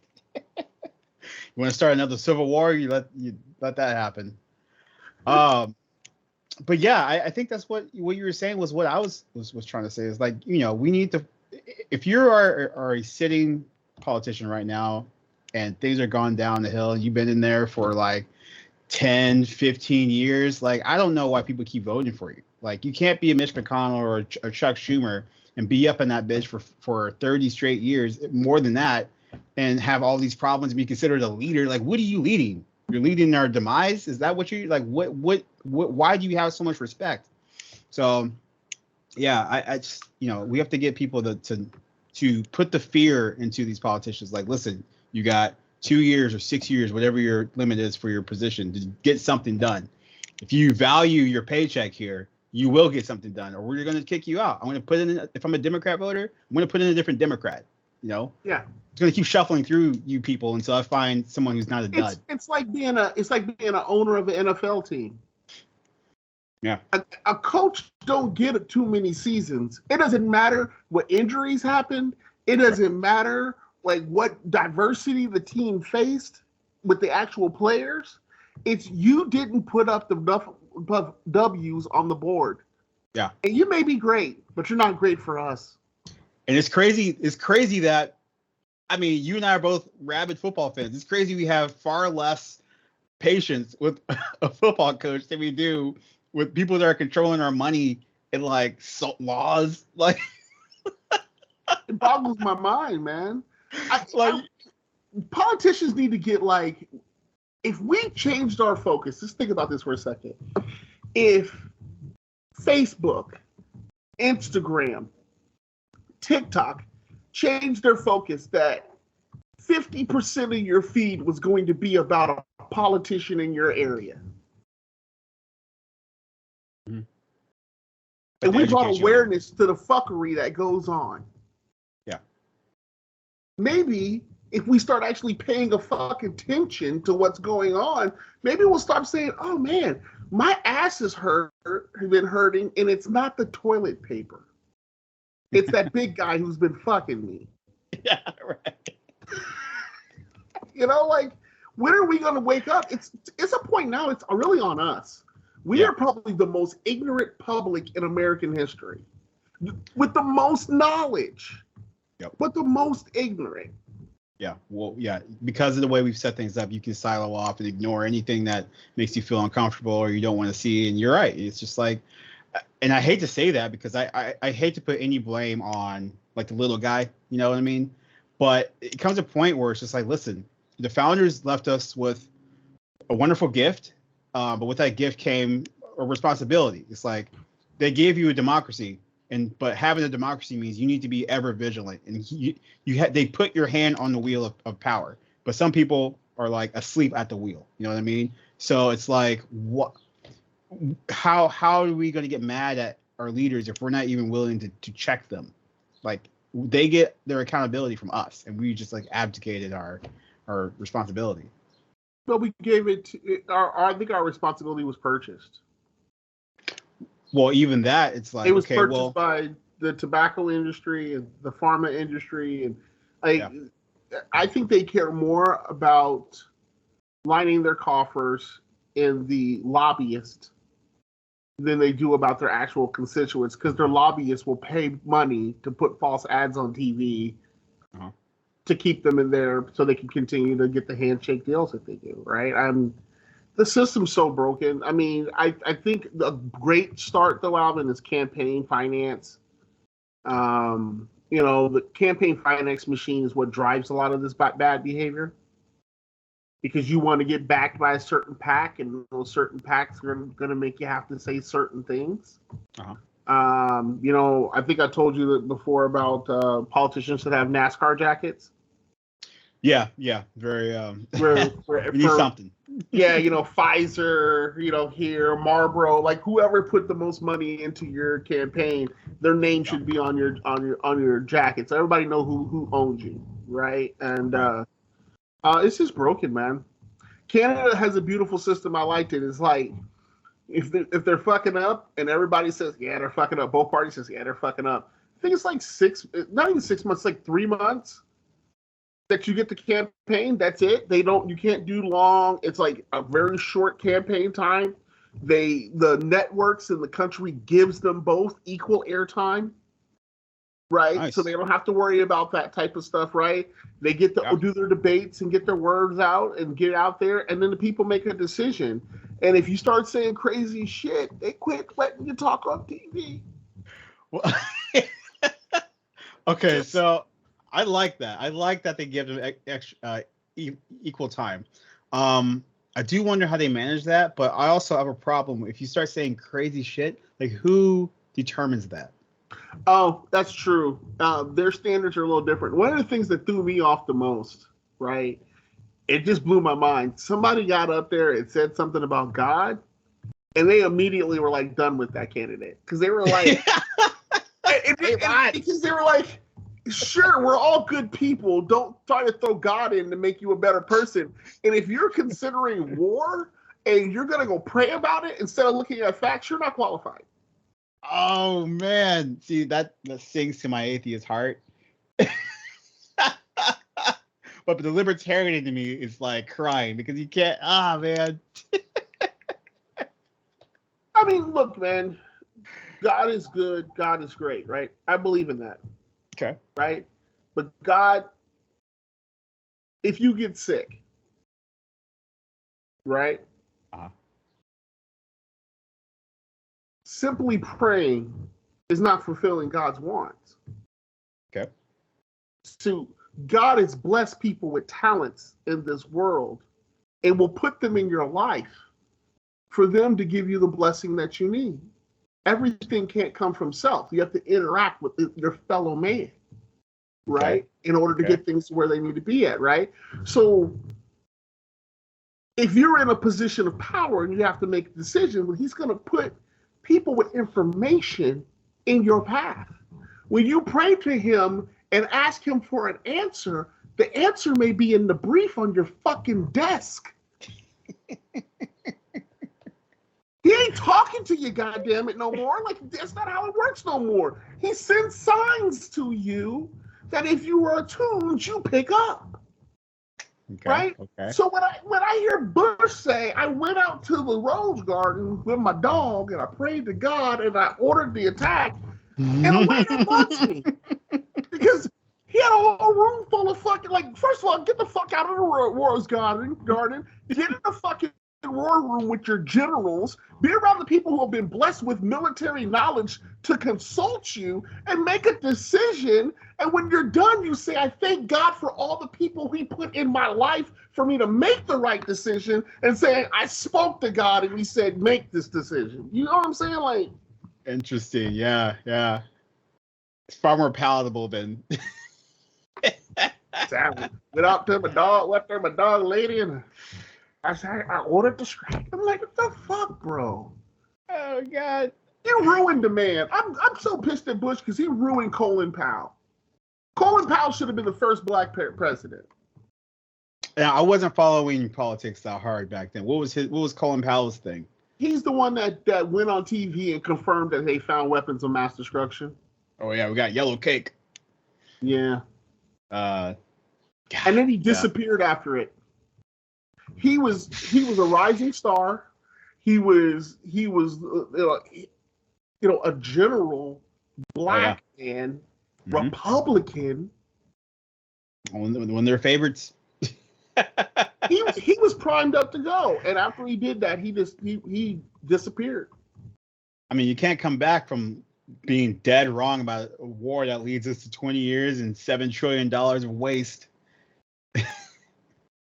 I still don't think that we did that war for anything that the government said. Maybe at some point in our life we'll get to understand the truth. For lucky, sure. But I think there was something much more at play there that they went after, that they wanted, that for national security or other reasons can't be publicized. And I think that's a hard part about being a politician at that level too. You know, sometimes they have to tell us Santa Claus is real because the truth of it is too much for the people to handle. Being a parent, yeah. Way. I wonder though. I want to believe you though when you say that shit. Though. That's all I want. I wonder if what is it they're trying to cover up, that we're actually not this peace serving first world country, that we're not imperialists, and we didn't. I mean, obviously we had to go over there to get that oil that was mistakenly put under Iraq and under like Syria. I don't know why they put their country on top of our oil, but like we need to like fix that. I mean, I think I'm not sure what it was. You know, I don't know what hair scheme plan that they had when they came up with it, because I don't think none of them thought that they were going to be there as long as they were, cost as much as they were, right? Yeah. But I think there was some securing of some resources. I love the terminology. some intel. Yeah. I believe something was secured that was necessary for us to be there. We have to bring them freedom and democracy, you know, so we can democratize their oil reserves and yeah. I'm about to pull a Mike Wallace on you, man. Like, I don't know who we are to think that we're going to talk about freedom and democracy when less than 60 years ago we still had segregation laws. Like, I think we're getting a little Karen here. We're kind of like the Karens right now of the world, running around talking about what people should do. I mean, I don't think we have the place to do that. We still trying to figure shit out. We started this whole segment talking about shit we need to still figure out, but we gonna tell other people how they need to function. And you're fucking with some different shit, right? You're fucking with some Hatfield and McCoy type shit over there. These people have been hating each other for so long, they don't even know why they hate each other no more. You ain't gonna go over there and sing a verse of Kumbaya and put somebody in charge and think that shit's gonna fix stuff. Like, that's generational hatred. That's not changing anytime soon. I mean, that's like somebody coming over here and say white people stop being racist. I mean, that shit ain't gonna happen anytime soon, no matter what gun we put to their head. You still gonna have some people out there with tiki torches. Khakis are gonna go off the shelves. Yeah, talking about, you know, I'm gonna say one other thing because I got this one other subject and I just want to say it because I think it's really fucking wacky and it came to my head the other night and I was like, wow, that's fucked up to even think about it. But I think it's fucked up that white people can't say white power.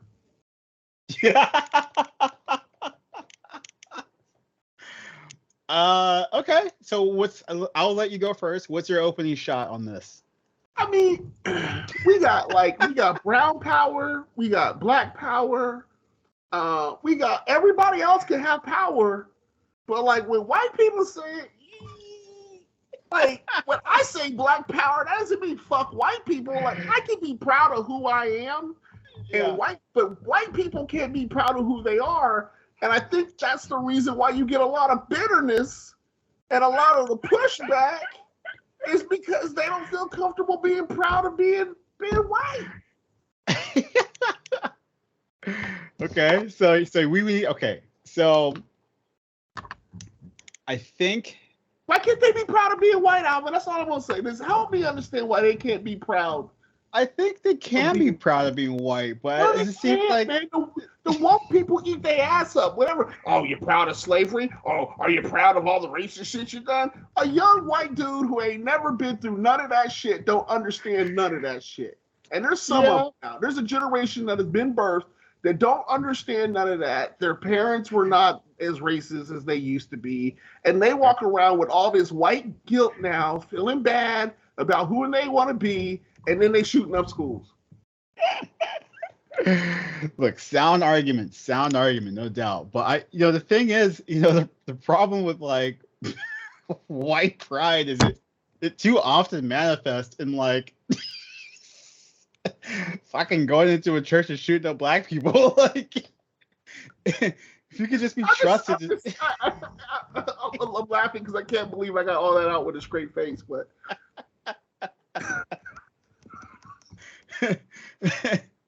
We need to make shirts that say, white pride.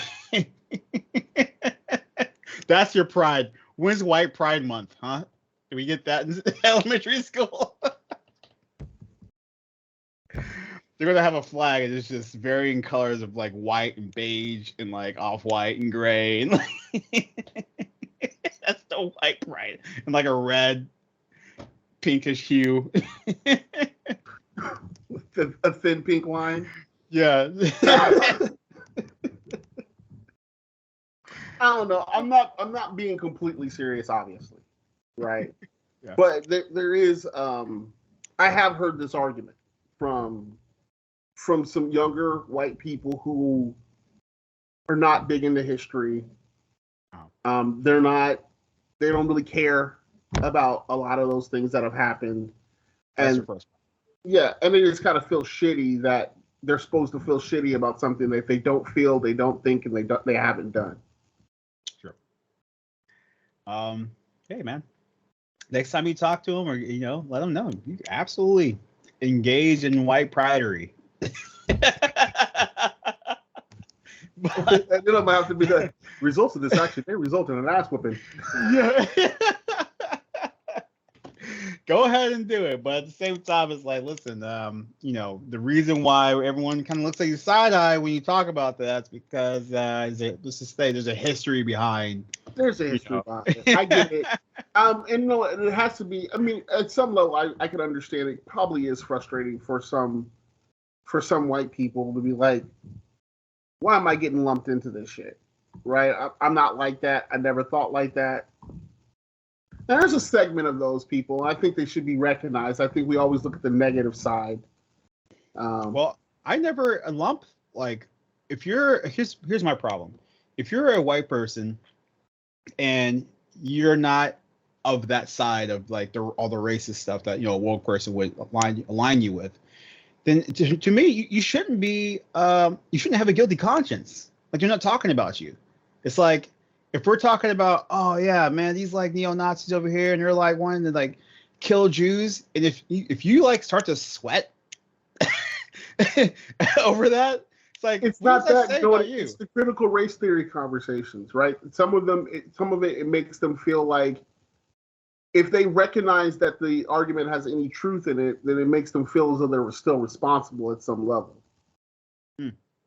And that's where I think that where you got a visceral response from some people on critical race theory. It's, I saw one, there was a school that was teaching people that you're an oppressor or you come from being oppressors, and they're teaching kids that they're oppressors.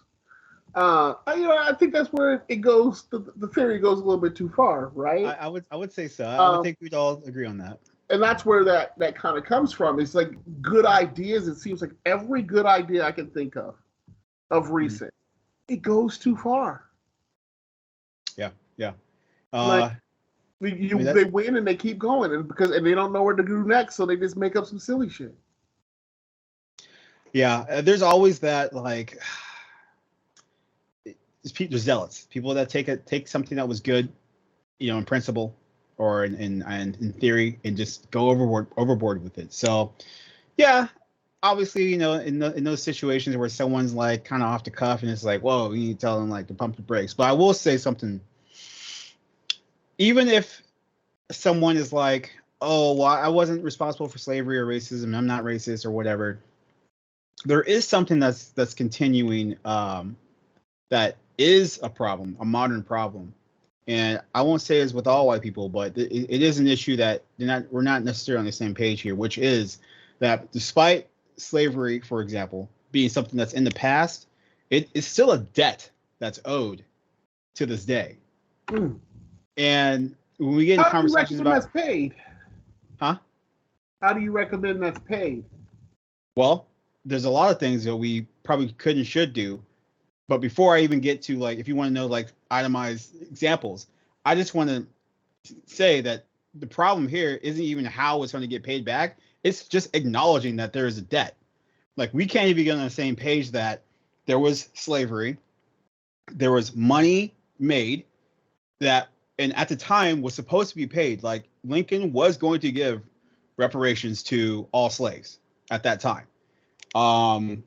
They gave reparations to the slave owners for losing slaves. They got paid out, but the black people were just put out into the world given nothing. And then Abraham Lincoln was killed before he could enact his thing. And the successor, I think Douglas, was a Democrat, which at that time was the Conservative Party, and which Abraham chose because he, like a lot of progressives today, have this like obsession with uniting with people, which I can get into later if you want. But like this thing where, oh, well, I'm going to do something nice and unite with my opponents. Like, no, you have a mandate. Like, put forth your agenda. But anyway, so there's a debt that's owed, and it never got paid, and it's still owed today. And there's people who can't even acknowledge that. Yeah. It's like a piece of property that's gone a couple of centuries. It's hard to reconcile who the true owner is now. Right. So now we're in this position where we have to figure out fair ways to pay it. Yeah, and so I think there's an issue with that. I mean, it's one of those things that, I don't know what the actual, and I think this is where I always get frustrated, like especially like BLM and some of the other things, is what is the actual reasonable solution that you're coming up with, right? Like when I hear defund the police, right? Listen, I probably watch more police brutality videos than anyone. And I will say, you got your own run-ins. Listen, I know, and I'll say this, I don't 100%, I believe it's part of the issue. I don't think the police are just always out there after black people. The police will exhibit force and power over anyone they think can't hold them accountable. And so that's poor white people, that's poor black people, that's poor Hispanics. The lower down on the list you go, the more disgusting they get in the force and the abuse of power that they use. But I think the big problem is they got power problems. A big issue is they have a power problem, right? It's not just that they trust the type of person. Yeah, they just they go all in. So like the idea is that there's a debt to be owed, and there's a lot of people that, despite being like, well, we don't. We're not racist. Yeah. It's like, well, okay, that's fine, but are you necessarily like an ally? Like, because there's something that needs to be rectified. Like the division, I think, racially in this country isn't like white people or black people hating each other or what have you. It's that there is like an unresolved issue in the country that instead of it ever being healed, like the belief is that black people should just forgive and forget. The problem is I don't remember there being an apology, right? So if you're going to like forgive, then there has to be an apology. And if you want to forget, then there has to be an opportunity to actually like heal what happened. And we like Black people never got that. So that's we're never going to get over this. Month, bro. Give us the whole month of February. That was the apology. No, and Juneteenth. No, and Juneteenth.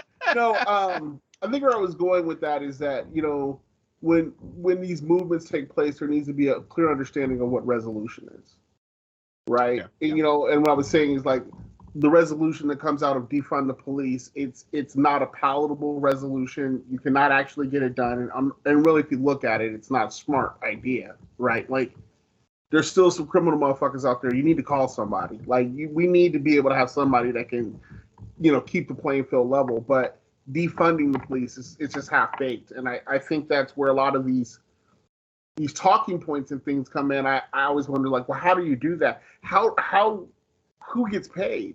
How do you rectify it? Like, is an apology even going to get us the healing that we need? Because it's more than that. I mean, it's the redlining, it's the stolen property, it's the funding of public school systems where it's set up for areas that have low income are going to have low standards of education because of how financially it's funded, right? Like, there's a lot of issues that if I want to see reparations or if I want to talk about them doing those things, I like for them to take the hood out of some of the hoods, right? Like, work on improving these areas, give people an actual fair playing field to play from. But then you get into quota systems and you start talking about, equal opportunity hires and all that stuff. And then, you know, people get a bad taste about that too. So I don't really know what the real solution is. I think it needs to start in education. Yeah.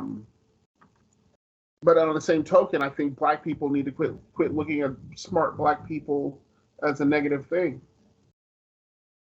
Oh, that's a whole other thing, you know, if we're talking about, you know, what those that like got out, so to speak.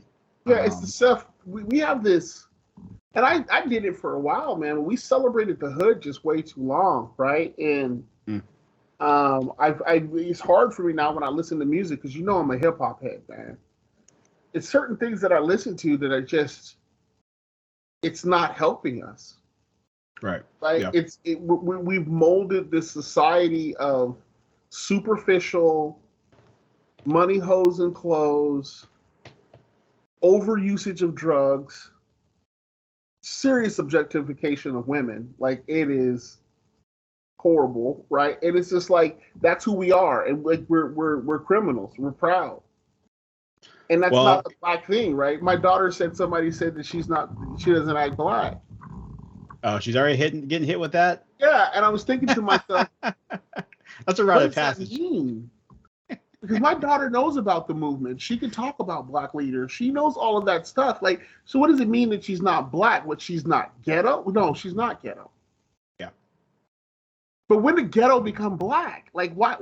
So the very thing that they used to define us as, that we said that we weren't. You go back and look at Harlem, what, in the 60s and the 50s, them niggas walked around in suits, right? Mm-hmm. They presented themselves well, right? They didn't let somebody tell, but somehow we've gotten to this point where we're proud of shit we shouldn't be proud of anymore. Yeah.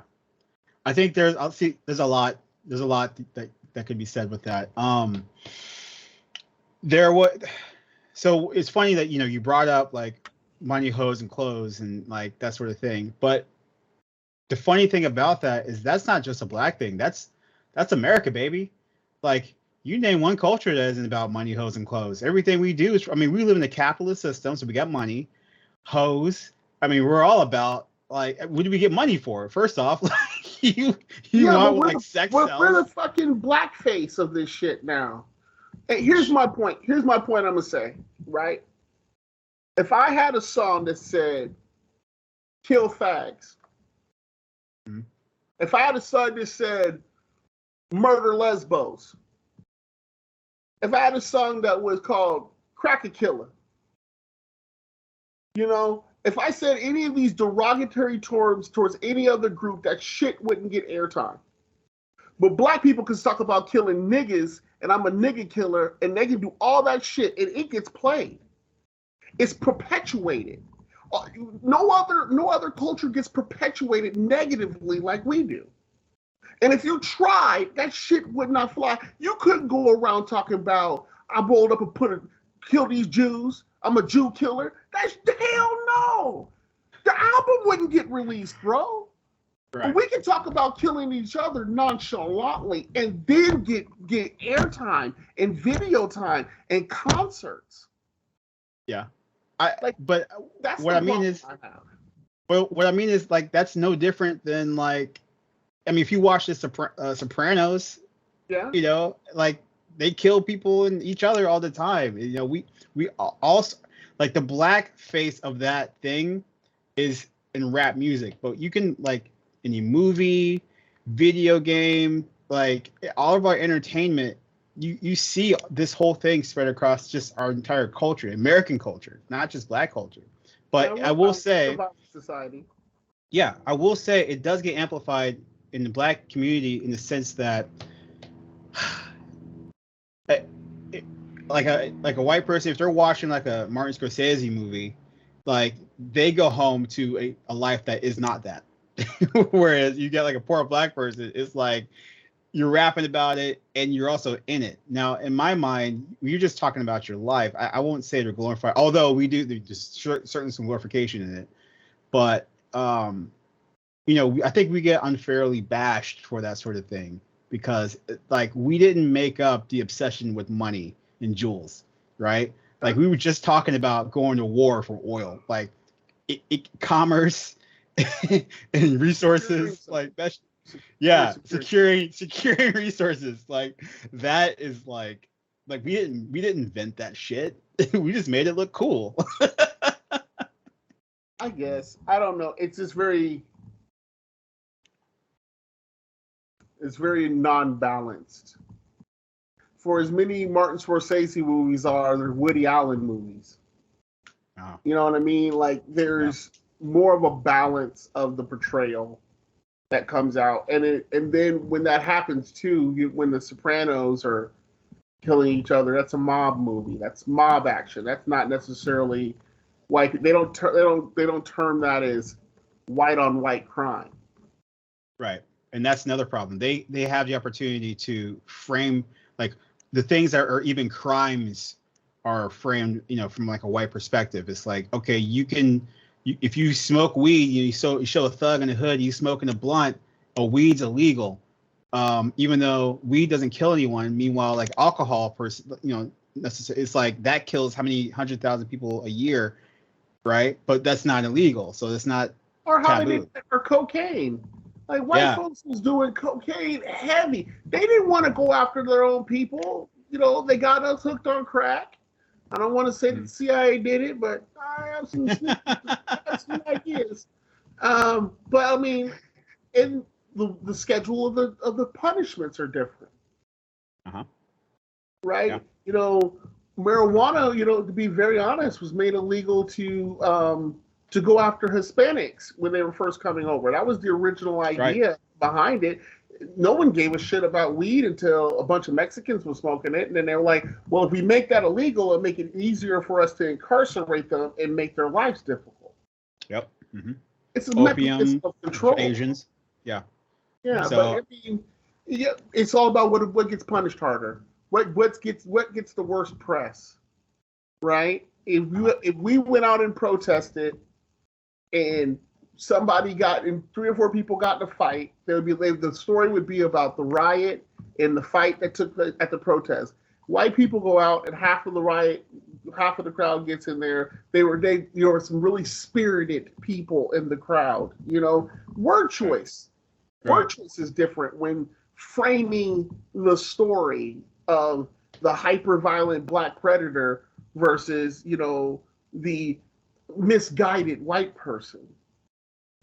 Yeah, and it's funny because, like, you know, if you think about, if you kind of circle back to rap music, okay, if Jay-Z raps about, you know, being in the hood selling, you know, drugs to make money, that's gangster shit. But if he raps about being like a CEO, cutting the jobs of 50,000 people and throwing half of them into the poorhouse, killing them, effectively killing them, that's business shit, right? Yeah, that's true. I mean, they really meant it when they said white collar crime. Like, yeah, exactly. They were making a difference, right? They were saying, look, okay, yeah, we know they do these things. It's not so bad. Mm-hmm. Yeah, like, black person mugs you on the street. That's a big crime, but he robs you. He robs your bank. He robs your 401k. He takes your retirement from you. He makes sure you can't get your medical treatment. Yep, that's just business, baby. He kills you with copays. That's fine, right? But if I just go take it from you, get more direct. Right. That's our problem. We're too direct with our. We're too direct. There it is, man. We're too direct. I don't know, man. The hypocrisy in this world kills me. I feel though, Alvin, I got into this point in my life, and it seems real weird. Is we talked a lot about race and all these things, right? However, when I go out into the world, that is not a factor. That I don't have that monkey on my shoulder when I'm out in the world. I'm aware. I understand it may inform some people, but fuck them. You know what I'm saying? I don't have to spend time with them. They ain't got to spend time with me. Right? When it comes to a professional setting, I'm good at what the fuck I do. It's not about my race. And I know sometimes they be saying, "Oh, that motherfucking nigga," but he makes good money. You know what I mean? And they're good with it, right? They may think that, but I don't ever let that enter into my psyche and tear me down anymore. I don't carry that monkey with me anymore. I've given it away. Right, I understand that some people are going to be out there and let them hate. I get on my Cat Williams shit. I'm trying to get my haters up for the summertime. You know what I mean? Like, give two fucks, right? But like, I don't let that. And I think that's the problem with your generation, a little bit younger. I think they put too much stock in their race over their personal abilities. Because I hear young black people say some shit sometimes that I just scratch my motherfucking head. Like, I don't even understand how you think that, like, what's this deal with black people can't be racist? Oh, man. That's a young black people thing. Y'all think that shit. I don't understand that shit, man. I think that started under my generation. There's a sector. You don't have the economic power to put together the systemic racism that's necessary to, man, calling somebody out their name because of their race is racist. I don't give a fuck like you got power or not. Like, you shouldn't do that, right? You don't want them to do that to you. You should not do that to them. Like, I don't understand. Like, you're demanding equality. You're demanding to be treated right, but then you use this fuck shit. Like, I don't get it. Yeah, it's to me that whole sentiment is all it says to me is that we're lucky you don't have that power, because if you did, you'd be just as racist as like, a racist white person. Well, like, I mean, but aren't we going to be though? I mean, isn't the real thing is that we can rant and rave about all this shit all we want, but isn't this truly just the human condition? Like, it doesn't matter. You can go to countries where everybody looks the same. They find a way to divide and fight each other. It is, it goes back to the Jane Elliott, blue eye experiment, brown eye, blue eye experiment where she took the people and said, if you have blue eyes, you're lesser than, and then gave them a little bit of power and treat them a little bit different. And the next thing you know, they talking shit and treating each other horribly and like really believe in that shit. Like, there's a true difference in them in each other. Like, aren't we just kind of fucked? Like, I mean, as a race, we all have gotten to this point of like, not gotten to this point. We've always been this way. Yeah. The fucking Egyptians had every great civilization had slaves. Like what's different now? Now we're just corporate slaves that work minimum wage jobs that can barely fucking live, but we still slaves to a machine.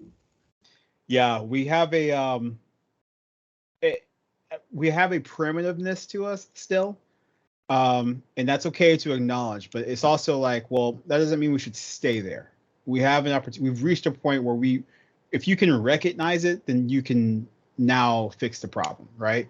So we are in 2023, a group of people that have the benefit hindsight, okay, of watching, people treat people badly in, 2000, 1960s, 1930s, 1700, like we see it, right?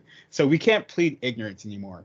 Okay, we know it's not something you should do. We understand it, and like the people who are continuing it, they don't have an excuse. It's you like it. Like, and the reason why you like it, probably I won't say it's natural. I mean, we live in a society in which we have hierarchy. So if you find a way to climb that ladder, you're probably going to take it, right? So that's more of now we have a systemic reason to continue hating each other, which is if you don't, I might get put on the bottom totem of the totem pole. But what I just feel as though it will be replaced with a new hate. Of course, they're a new they're going to want a new hierarchy because we have hierarchies. So they'll find a new way to determine who should be at the top and thus who should be at the bottom. And people knowing that, if you can quickly find that minority and marginalize them, then that solidifies your own position at the upper level, which is the problem. We have these like hierarchies we're trying to continue. Yeah. So they have drugs, they have guns, they have media. That's a hell of a group to fight. Yeah. It's like it makes you wonder sometimes. You have these uber rich people who really run things, right? Those senators, those congressmen, those lobbyists that come to push them, they're coming from a small group of people who pay them to dictate, the Koch brothers, the Murdochs of the world, right? Like, and those people, we know their names. There's probably 15 people behind them that we don't know who they are that are more powerful than they are. Yeah. It's like, it makes me wonder sometimes, like, will we just remix the game? I mean, like, the game has been this way since Rome. Like, right. you keep going, like, every great civilization had a marginalized group that took on the big burden while another group of people profited off of their backs. Mm-hmm. It's just, I don't know. We would have to. Oh God, to me, it's like almost anarchy. What you're talking about, to even get to that point, we would have to destroy the very fabric of what we think and restart again. Well, I'll tell you, they won't let it go without a fight. I'll tell you that much. And they got crazy tools, man. They have crazy tools. So I'm gonna say this to you because I mentioned it to you. I was like, man, I'm hesitant to even bring it up. Okay. So I'm new to Instagram and some of that shit, old nigga problems, right? And so I get on there and I start getting like friends requests. I'm thinking of like Facebook, right? So people are sending me like follow me requests or whatever. So I just follow every motherfucker back who's sent something to me, right? Instagram model, hey. Yeah. Then I realize there's a lot of hoes out there that are trying to sell you dirty pics and shit, and there's just like there's a serious game of hustle that goes on through the whole thing, and I like watching hustle, right? Because I like to understand how hustle works, right? Okay. So I get a message from somebody who invites me to the Illuminati. Yeah.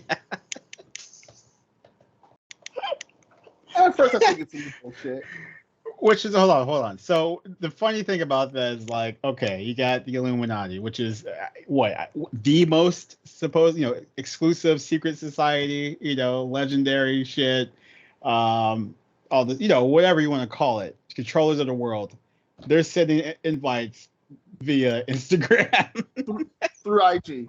Yeah. So immediately I'm like, yeah, whatever, right? But once again, I want to know the hustle. So I'm trying to understand, when do they ask for money? Okay. Right? Because that's how I play the game. I let them play the little game. And then when they get to the point of asking money, I'll be like, nah, but good hustle. You know what I'm saying? Yeah. So I play along. They pass me on to a recruiting leader who downloads all this information to me about what the Illuminati is. And to be honest with you, it's a lot of what you're saying. It's a global power to return power back to the people and get things levelized again, right? Oh, wait a second. So hold on. They want to give power. They want to give power back to the people. Is that what you said? Not what we've heard of the Illuminati. And this guy. No, that's not at all. Not at all. His whole thing is that the Illuminati was put in place to protect us from the power, and they're a group. They're within the power group who wants to make sure that the basic standards of man are increased, right? And I'm like, okay, this is not what I heard. Okay, wait a second then. Who are they fighting against? Because there needs to be an equal and opposite power if they need to be in charge. They don't really get much into that. And then I was like, so what do you need from me? And they were like, you know what? We're going to give you $1 million and a car. We're going to put you in a better situation, and we're going to find you better employment. But at some point in time, we're going to ask you for a favor, which may be forwarding an email or deleting something or adding something somewhere. And we expect you to comply.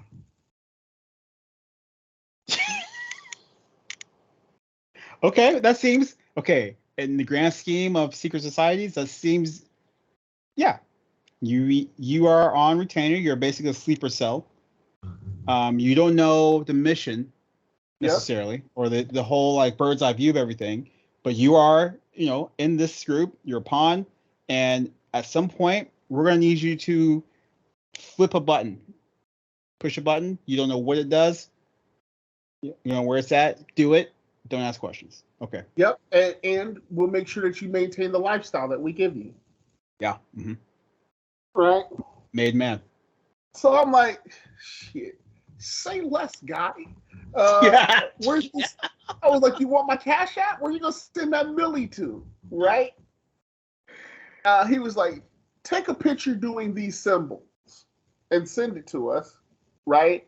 Then we're going to, and it's hand gestures, and it looks like the blood sign. Okay. Right? There's like 3 different signs they want you to use, right? Okay. And then they were like, and then you need to send us this much money for your ceremony.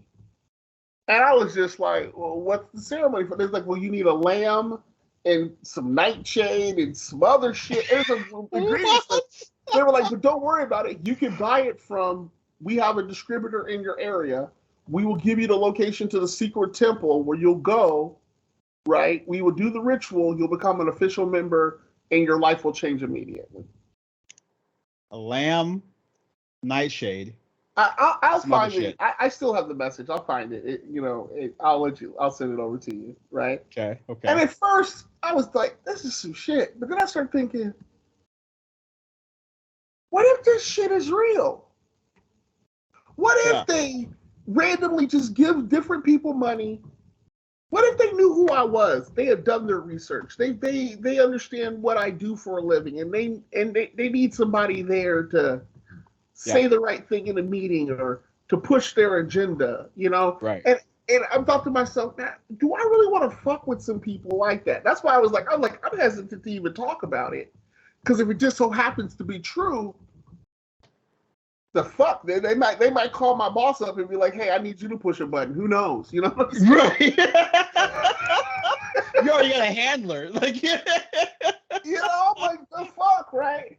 So it's one of those things I was just like, man, I almost wanted to send the money, but I ain't got no money to throw away. I think it's a complicated hustle. I think it was good detail. I think they did a lot of good stuff in there to get somebody to send them $300. And then ghost the fuck out of you, right? Like, I'm hoping that's what it is. If this really was real, this is not a real story. I'm just fucking around. No, I'm wondering because I'm torn. Part of me wishes this is real, and that because it's like, well, is there a secret society that really is trying to help like the common man? If that's the case, I want to join. I'll do that shit. But it's like, how do we trust these people? It's like, what's going like, because the reality of an Illuminati with that sort of goal in mind means that there are much larger factors going on in this world, right? Because like I said, they can just throw you $1 million or two and be like, that's chump change. So that has to be the tier of people that you're at. If throwing out $1 million ain't shit. Yeah.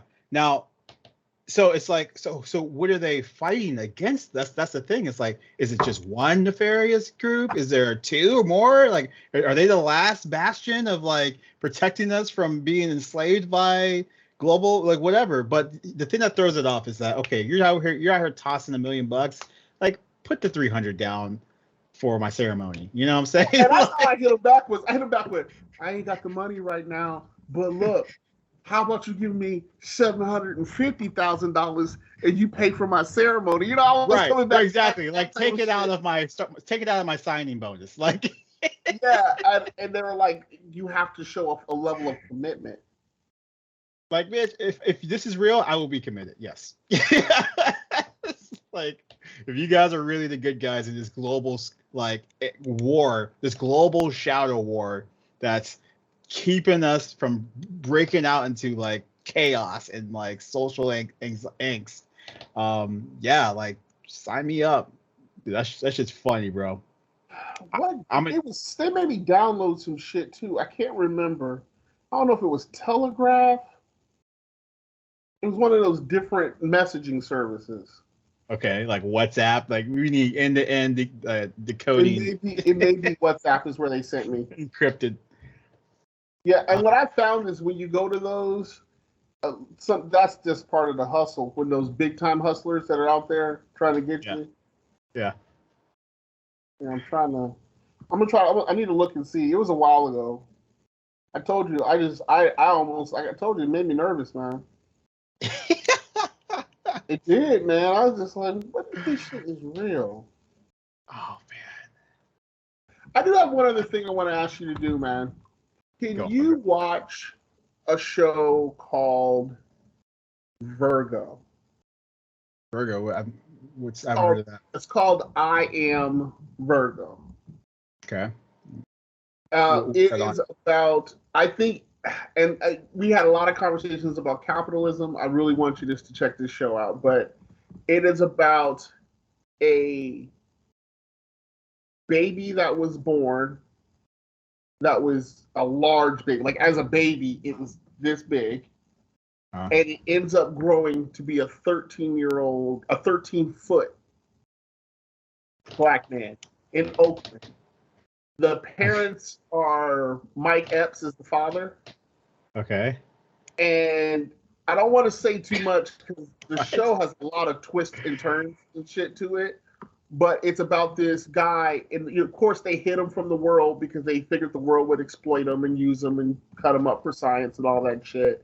When he finally gets to a point where he gets out, he escapes and he goes out into Oakland, and makes a name for himself and ends up right in the middle of a fight for good and evil. What? All right, that sounds like it's got all sorts of like. Dude, it has some. And it's comic booky. Yeah.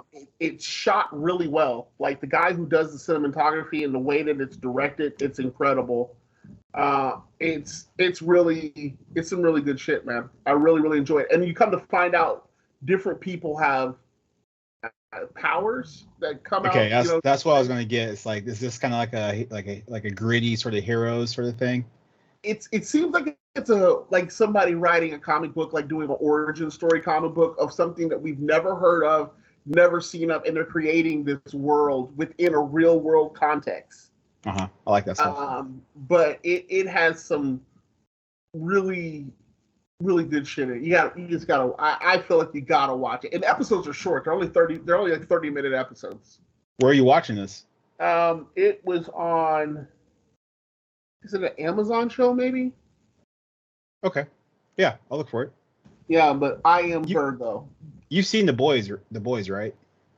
I watched the first season of it, which is it's to me accurate of how it would be in real life if superheroes existed, right? I mean, is Virgo the same? Like, is that in that same vein? It's all emerging. It's not that far along. And to be honest with you, I've been this morning before I got on here, I watched the whole fucking first series. Oh wow, okay. Me and he sat down and watched it all this morning. It took maybe about 3 hours because the episodes are short. It's 7 episodes. Uh-huh. I have no idea where it's really going to go. I think that's what keeps you really interested in it. And I don't want to say too much because it's so tossy-turvy that I don't want to throw any spoilers out there and fuck it up for you. Right. But it definitely is a journey of this young man trying to grow into the body that he's been given, and knowing that he's destined for greatness, because why else would he be given this stature? Wow. Okay, yeah. Sounds up my alley. Yeah, it's mad different, man. But yeah, what were you gonna say to me? Okay, so we need to cut this, because we'll go on for another 8 hours, just because that's the way we are. So I do want one last topic, and I want to start off our Chiefs Raiders conversation, okay? Because we got to bring it to the world. Bring it to the world, all right? Okay. Now, people who have seen me talk before know that I'm a hardcore Kansas City Chiefs fan. Yeah. But they don't know until now that you are a dyed-in-the-wool Raiders fan. Okay. That grew up in the Kansas City area. It's true. Yes. So you grew up in the heart of hate, and if you're anything like me, which I think you are, you probably loved it. I did. I embraced the hate. It made me feel good. Yeah. So, new season starting up. Mini camps have gone on. We've had the draft, all sorts of moves. I want to know what you think about the Raiders.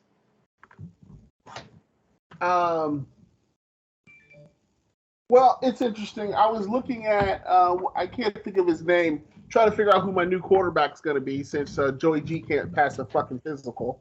What happened with that? I think it's still pending.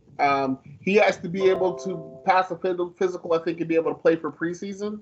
If not, we have an option to release his contract. Oh my God! It was like his foot or something, right? You know what? He was injured when we got him. And he was always injured where we got him from. I mean, this goes back to, so before I go any further, I just really want to put it out there. Like you said, I am absolutely a Raiders fan, right? Uh-huh. I am part of Raider Nation, which does not mean that I have to agree with everything. I'm still a fan, right? Yeah. The decisions of this team are just always questionable. And they've been questionable for a long time. When Gruden was there, he made questionable decisions that I always said, hold on, let's just wait to see how these draft picks play out, right? That was his first thing. He got rid of some players, Khalil Mack, namely. Get draft picks, right? Mm-hmm. And then, so he got rid of Khalil Mack, perfect point, which led to us having probably one of the worst defenses in the football. We're always bottom 5 defense for football, right? They just suck. For real? Yeah. Oh. The crazy thing about it, though, is I couldn't get behind blaming Carr. Okay. I don't think Carr was a great quarterback.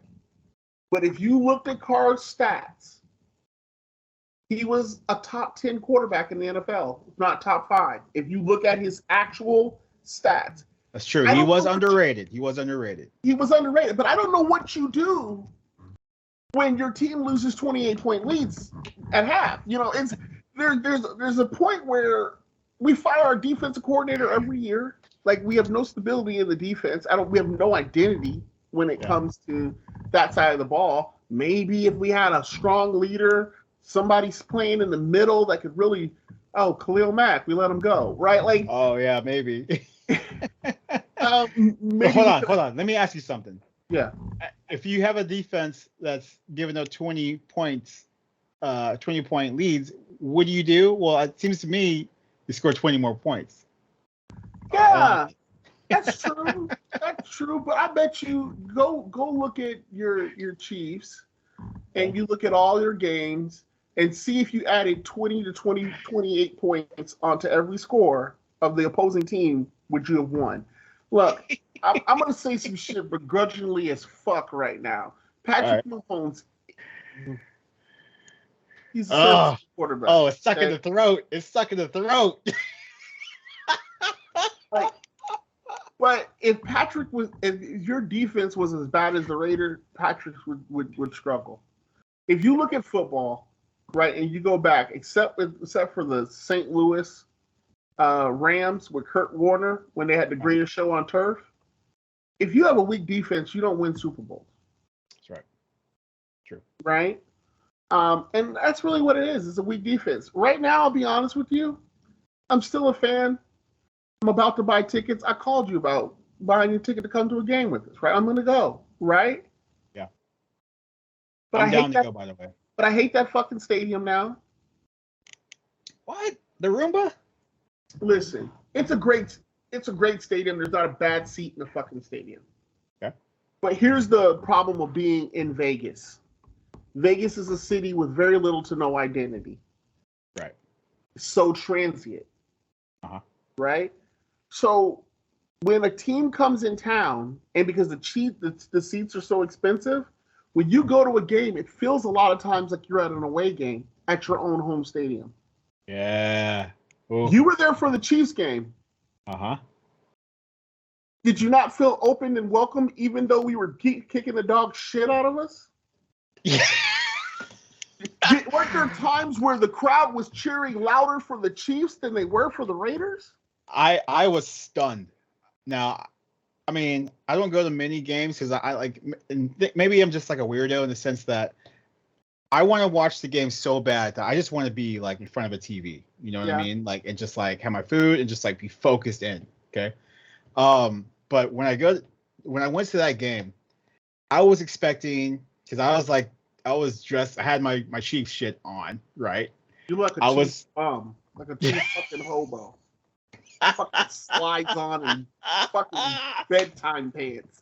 Yeah. That's because I was about to put you guys to night. It's time for the Raiders to go to sleep.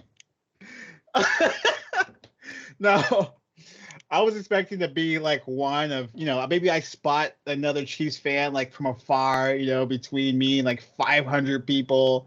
I was expecting it to be like Raider down. When I walked into that stadium and saw it was damn near 50-50 Chiefs Raiders fan, I was like, okay, well, shit. Yeah. And it did at times feel like it was louder for the Chiefs than it was for Raiders. I've been to 4 games. I'll tell you, I've not been to one that felt like a home game. And even games we won, it did not feel like a home game, right? And I think that it frustrates me, but that's part of the economic system that has been built here. These tickets are priced to a point where people who live here can't go to the game. Dude, I'm trying to get tickets right now, and the worst tickets you could get, the very back, against the fucking wall tickets, are $300 a person. You want to get a good ticket, you're talking $450, $600 for better tickets, right? Yeah. It feels like a cash grab, right? Oh yeah. And that's why it's frustrating as a real fan to go in a stadium where somebody can openly cheer against you and not get fucking heckled. Like, people should fear their fucking lives when they go to a visiting team's house and talk shit. You can talk shit and be very safe in the Raider Stadium. I've talked to people who were season ticket owners in Oakland who have come out to the game and they say it's been pussified. Like, it's way too nice. It was like the shit that gets away here, you got your ass beat at the other stadium. What? Like, is there something going on? Because I feel No, it's just the Chiefs fans are welcome. They come around. They yell in your face, "Go Chiefs!" Like, no, you can't do that shit. When I go to Arrowhead and I'm Raidered up, look, I expected to have to fight my way out that bitch some days. And if y'all didn't win so much, I went one time and we beat y'all. Oh man, I had to leave early because motherfuckers talking shit, want to throw shit at me. I'm ready to fight. My dad's like, "You're an idiot. We're leaving." Oh man, that's how it should be. To me, you can go to somebody else's house and talk shit. You better be in your little visitor section. Now, didn't you see someone get slapped in that game we went to in the bathroom? Oh yeah. I did, but I can't. What happened with that? Now. With the Chiefs fan? I don't remember what it was now, but I don't remember it being like Raider on Chief hate crime. I remember it being drunk motherfucker problems. Yeah. Aren't they one and the same, Rod? I don't know, man. It's tough being a Raiders fan right now. My expectations are fairly low. I'm not a big fan of Joey Garoppolo. I didn't think he was great where he was at. I don't think he's an improvement or going to be better than Derek Carr was. I think we got some fundamental problems on defense that we need to shore up before we can even think that we can blame on offense for losing games. And bringing in another quarterback, another coach. It's the second year of his system. Yeah, and now we got Brady's part owner of the Raiders now. I don't know fuck how that works. Right. I'm not sure what that's going to do, but I mean, at this point, when I look at the team and I look at once again the front office decisions that were made, I don't think that we were put in a position of success. Are you excited about any draft picks? Not particularly. I mean, I think we did well in the draft, and we drafted some good positions. I think overall. We've had good players, Alvin. It's true. It's not like we have bad players on our team. Like, we've had a lot of good players come through there. It's just, I don't know. We never put a system together that's a winning system. And I think I used to think as a Raiders fan, and sorry, Raider Nation, I used to think, well, let's just let Al Davis die. Because eventually, because Al Davis was a spiteful motherfucker, and he did some shit like sending Marcus Allen to the Chiefs. Like, that was a personal beef. That was not like a play decision. You know what I mean? Yeah. You thought, okay, well, he makes questionable drafts. Okay, he used to call down to the sidelines and tell him what plays to run on fourth down. Like, okay, he's meddling too much. Maybe when he passes. Yeah. Maybe when he passes, the team will finally, some people will come in that people will trust to make the right decisions and run the front office, and maybe we'll get out of this funk that we're in. But I'm not even sure if we're a playoff team this year. Oh, man. Okay. And then I'm all right. Watch you stinky fucking Chiefs. You know what I'd rather talk about? Let's talk about your white privileged Travis Kelce thinking he's going to grab the fucking microphone at the White House and what kind of shit is that? Hey, he has something to say, and when the greatest tight end on the planet has something to say, you let him grab the mic, all right? And then my other thing I want to say is I hate how culturally insensitive your team is. I think, I think that whole disrespect to Native Americans, First Nationers or Aboriginals, however they wish to be called, I think your disrespect as a fan with the usage of the tomahawk chalk is disrespectful. And I think you guys should change your names. We don't succumb to woke threats. We're going to continue on with our names. All right, culture vultures. That's the culture vulture. Pat Mahoney even has that little like a bird hair mohawk. Yeah. The culture vultures. There you go. You know what? You can't cancel the Chiefs because we are. It's cool. Like, being a Chief is cool. All right, you want to be a Chief. Why? Why is being a Chief? Why is being a Chief cool? Because it's like being the king or a leader or whatever. Like, that's the cool shit. It's better than certain skin color. Like using you skin do realize color. that a nation has kingdoms in it. So you guys are like, we're the Chiefs kingdom. Like, you're like, right? Raider Nation, Chiefs kingdom, like. Name-wise, that's not very smart. They're different. A kingdom is different from a nation. Kingdoms are within nations. The kingdom of something in this country. Or in this nation. Like, the kingdoms are never a fucking nation. They're inside of something, right? Like. Okay, fine. Well, in this nation, we're the Lannisters. Our kingdom is the kingdom, the overall. You know what? I think that's controlling. true because I'm from living in Kansas City. I do remember that you guys were very abusive to the women in the family and beat the shit out of them. Had drinking problems. Yeah, that's probably a good analogy. Yeah, pretty sure some of them were fucking their sister too.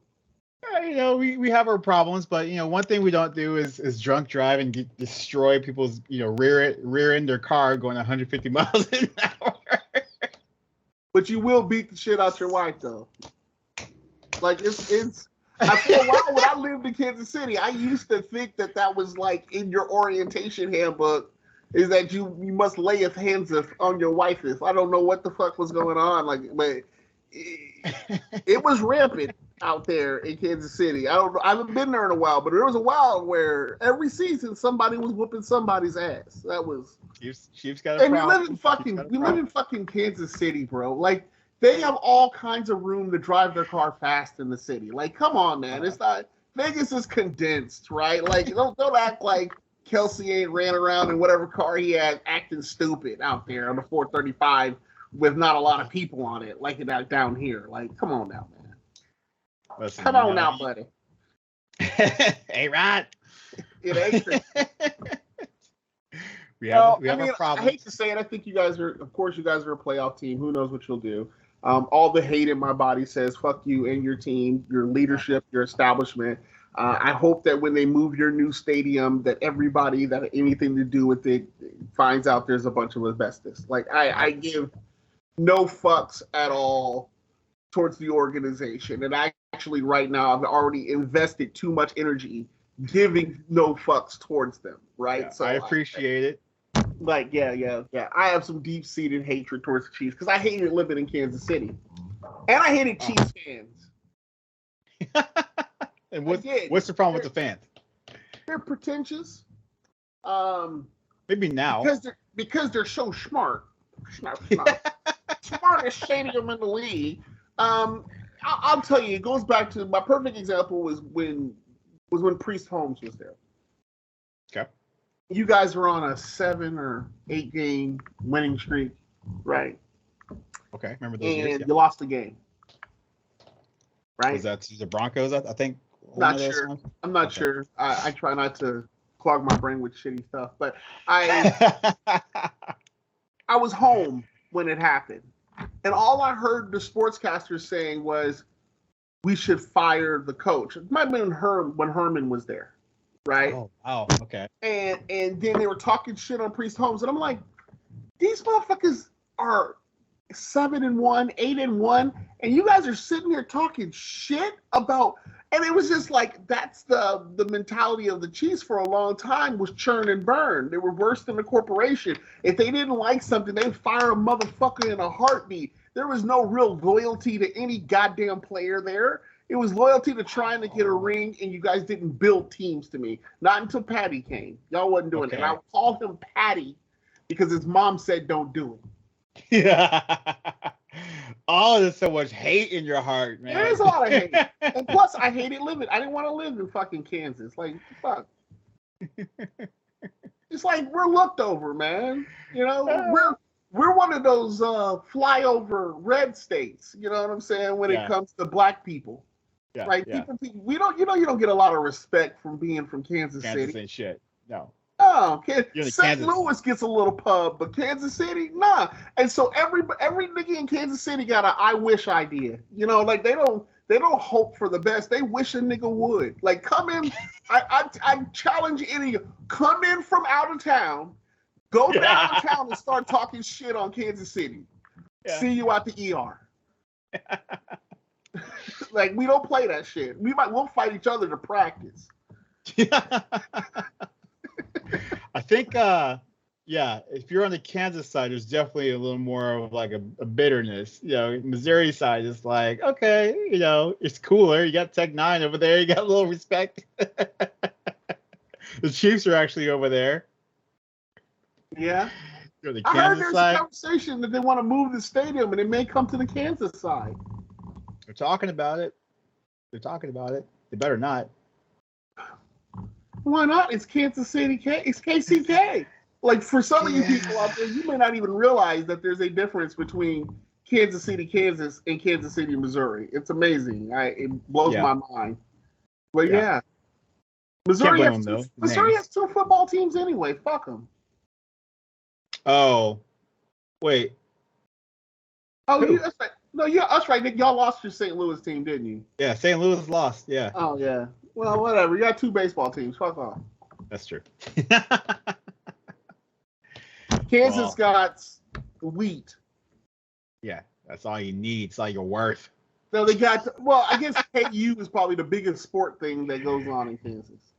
Okay, you got a good college basketball team. Yeah. I like K-State too, football wise. You know, they're okay. Well, football started in Kansas. Our basketball started in Kansas. Naismith. You mean like the actual sport? Mm-hmm. That's why their Naismith Arena. I'm almost positive Naismith is considered the creator of basketball, who made it an actual sport. And tell one of you four people, drop it in the comments if I'm wrong. Right. I think we got up to 6 after we started talking about white pride. Oh my god! You caught some ears with that one. Oh yeah! Oh my god! I was absolutely I was joking, but halfway. It was just a provocative thing to say, right? When you think about it, white people can't say that shit. Everybody else can say Latino pride, Mexican pride, Cuban pride, white power. Fuck you. Yeah. Whoa, Bob. What are you doing? Yeah, easy. Okay, all right. Calm it down. Easy. It's like the swastika. Yeah. It can never be what it was. Originally, so anybody that doesn't know, the swastika really was originally a Nordic sign of victory. Had was nothing. It Nordic, or I thought it was Indian. Was it Indian? It was Aboriginal. Let's say an old. No, not Native American, like Indian from India. India. It could be. I just know it was a sign of victory, kind of like the swoop sign in Nike was a sign of victory, right? Okay. And then he took that shit and he Columbused it and he fucked it up, and no one can use it now, right? He's fucked it up. Even if you try to go back to the roots of it and you explain it, you walk around with a jacket with a swastika on your back, you're fucked, bro. I don't care what your intentions were, you're fucked. Sorry. Damn, that boy fucked up swastikas and he fucked up that little mustache. Yeah, you can't rock that. You can't rock that anymore. No one can do that shit. You rock that, you're gonna get canceled. You're gonna possibly lose your job. You can't. Yeah. What are you doing? Imagine sure at one point in time the little hand thing wasn't all what that. But you can't do that shit. You're done. Imagine he chose different symbols. What if he had a smiley face for his flag and a high top fade is his look. Shit, when Kid and Play would have a totally different look, let me tell you. Oh, you can't have high top fades anymore? Shit. That's the sad thing about big idiots, right? They can take something good and destroy it forever. You'll never, no one's ever gonna get behind the usage. No clothing, apparel. Nobody's gonna say, "I'm taking it back to the roots," and here's the story, and everybody's gonna be like, "Fuck you."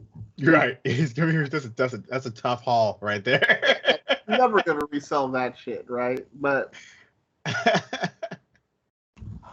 they took it. If they took it from the Indians, then I understand. They should be pissed about that. They got temples getting desecrated right now. Yeah. Now here's something though. It's part of that conversation, and I don't mean to go back, because obviously we need to get off soon. But it's funny how the Germans handle their history compared to America, right? Because in Germany, they don't play that shit. You do not carry around a swastika. You do not sit there talking about how cool Hitler or Nazism is. You get fucked up for that. And they don't have a guilt. They've reconciled with their history, and everyone's better for it. They're they refuse to let it happen again. Yeah, and it's that's all anyone's ever wanted happened in America as far as like our history. It's like you sit there, because we spend the entire time obfuscating and lying about what happened and all this shit. And it's like if we would just come to terms with it, we would be so far ahead on our healing by now. Yeah, I think it's, I hate to say it, but I think it's some maintaining of power, a little bit of guilt that's in there where people don't necessarily want. Like we've done a lot of fucked up things. I saw this speaker who was speaking, and the gentleman got up and said, as a black person, how do you feel about all the crime and black people being so violent and all this stuff, right? And wow. And the guy was like, I'm not going to answer your question. I don't feel any way about it. And he was like, well, black people are, probably the most violent people out there right now. And he was just like, you want to go back and talk about violence? Like in America, hands down, the most violent people in America, hands down, are white people. Like you look at their body count versus our body count, you can't compare them. Yeah. And it's kind of the they don't want to own that. They don't want to own some of the violent stuff that they've done, some of that. And I don't know if they feel as though it lowers their position or it makes them too vulnerable, because no one really likes being vulnerable. But I don't see it happening, man. Like I don't see them owning it. And I think now the time for owning it is kind of past. Like, so with Nazi, like you said, the generation that perpetrated this thing also is the same generation or the immediate generation that after it, which said we'll never be this way again. Right. It's been a long span right now. Yeah. Right. It needs to be, and it gets diluted the longer it goes. So, yeah, I mean, I applaud what they've done and how they recognize evil, but I don't think we'll even recognize it because some of these people haven't perpetrated that evil, so they feel as though they don't need to apologize. It's bullshit. And with that guy, was what he was saying, like that's part of the problem of like, oh, well, what do you say as a black man because of the violence in the black community or whatever? And it's like they always bring up Chicago.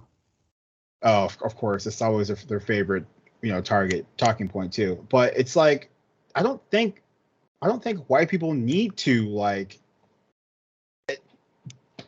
this whole thing of having to speak towards the actions of a different group of people just because you share the same skin color.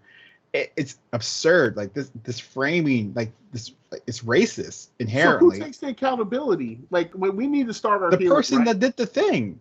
But they're dead, Alvin. They're dead. Oh, okay. The accountability. For us, like who takes the accountability here? Like who should take the accountability? Should it be the president of the United States? Should it be Congress? Should it be Senate? It's like should it be an American entity? Like who takes the blame and says, yeah, we were wrong? Like who took the blame for Japanese internment camps that we did? Like anybody ever take the blame for that and say we were wrong for that?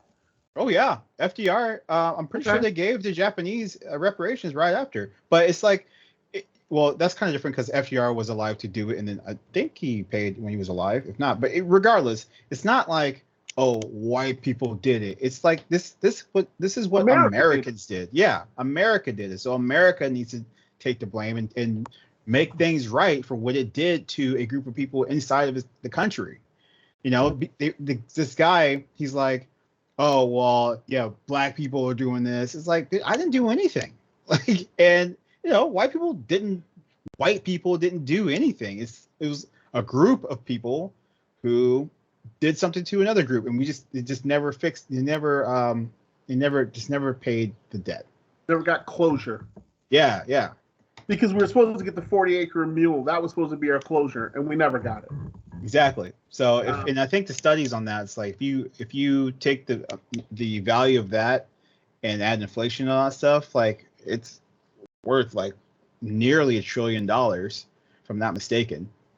So I wouldn't doubt it, but like, man, we broke, man. Shit, we about to lose our shit. This debt ceiling shit. This makes me. Money is an imaginary thing. It's no different than cryptocurrency to me, right? It's based on someone's feelings. It's not even backed in gold anymore. Like, it's just a thought. Like, literally, you just print more money. Like, I don't understand why we're up here fucking around and haven't got on our China game. Oh.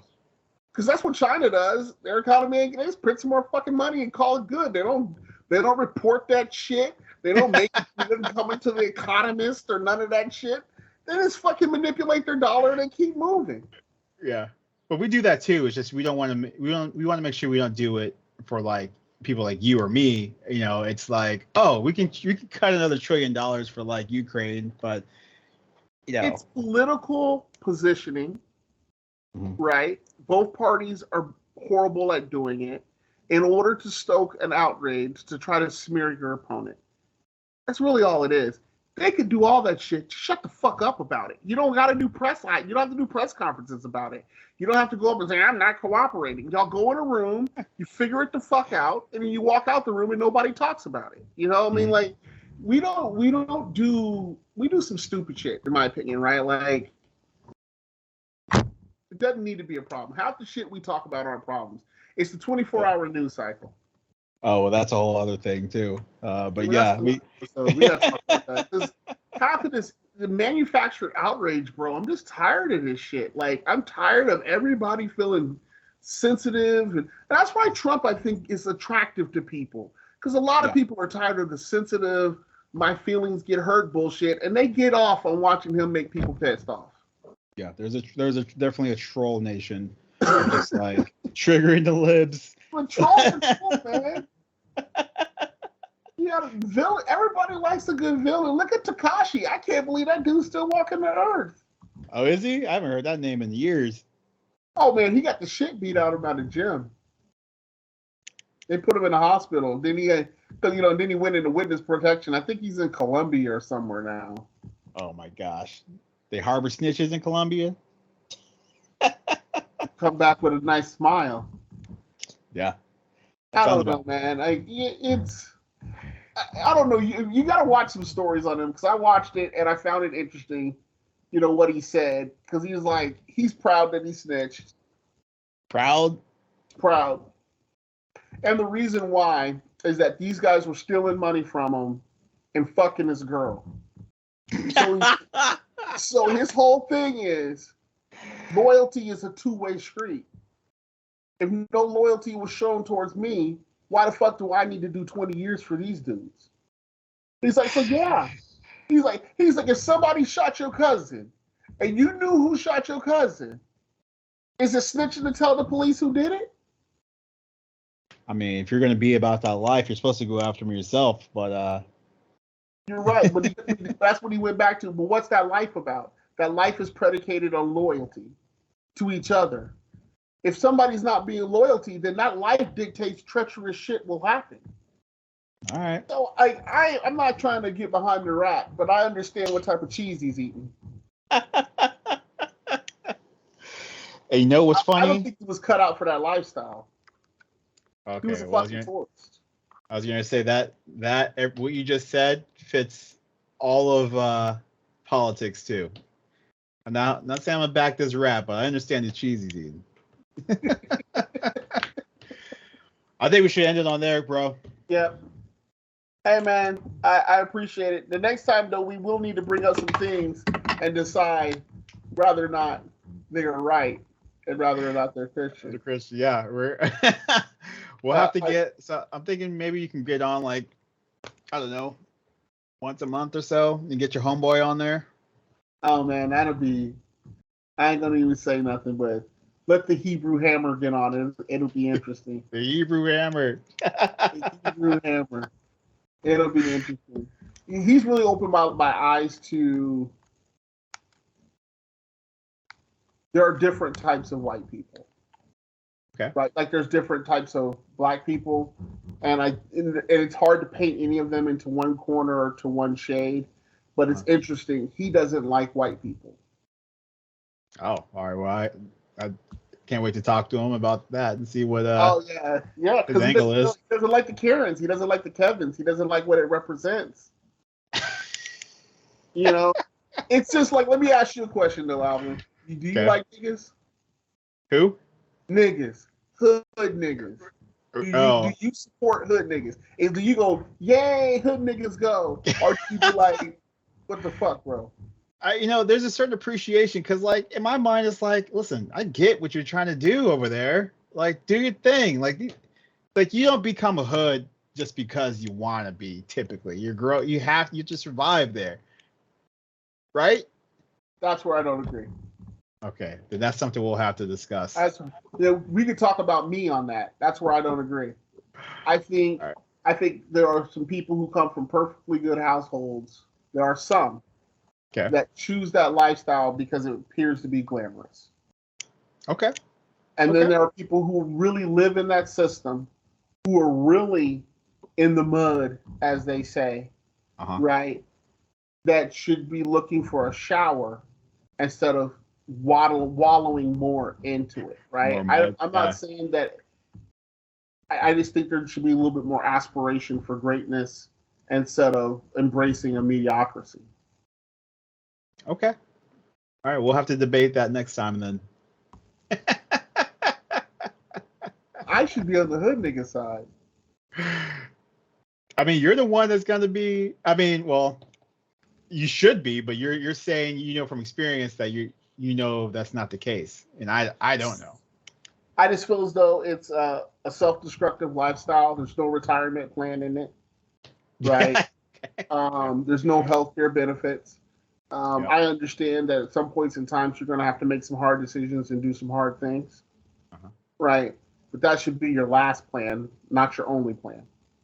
Yeah, I feel that. Yeah, and some people are in that system and fighting for shit, and they don't even understand what it's for. What the fuck I'm doing gangbanging in Kansas City about a LA gang?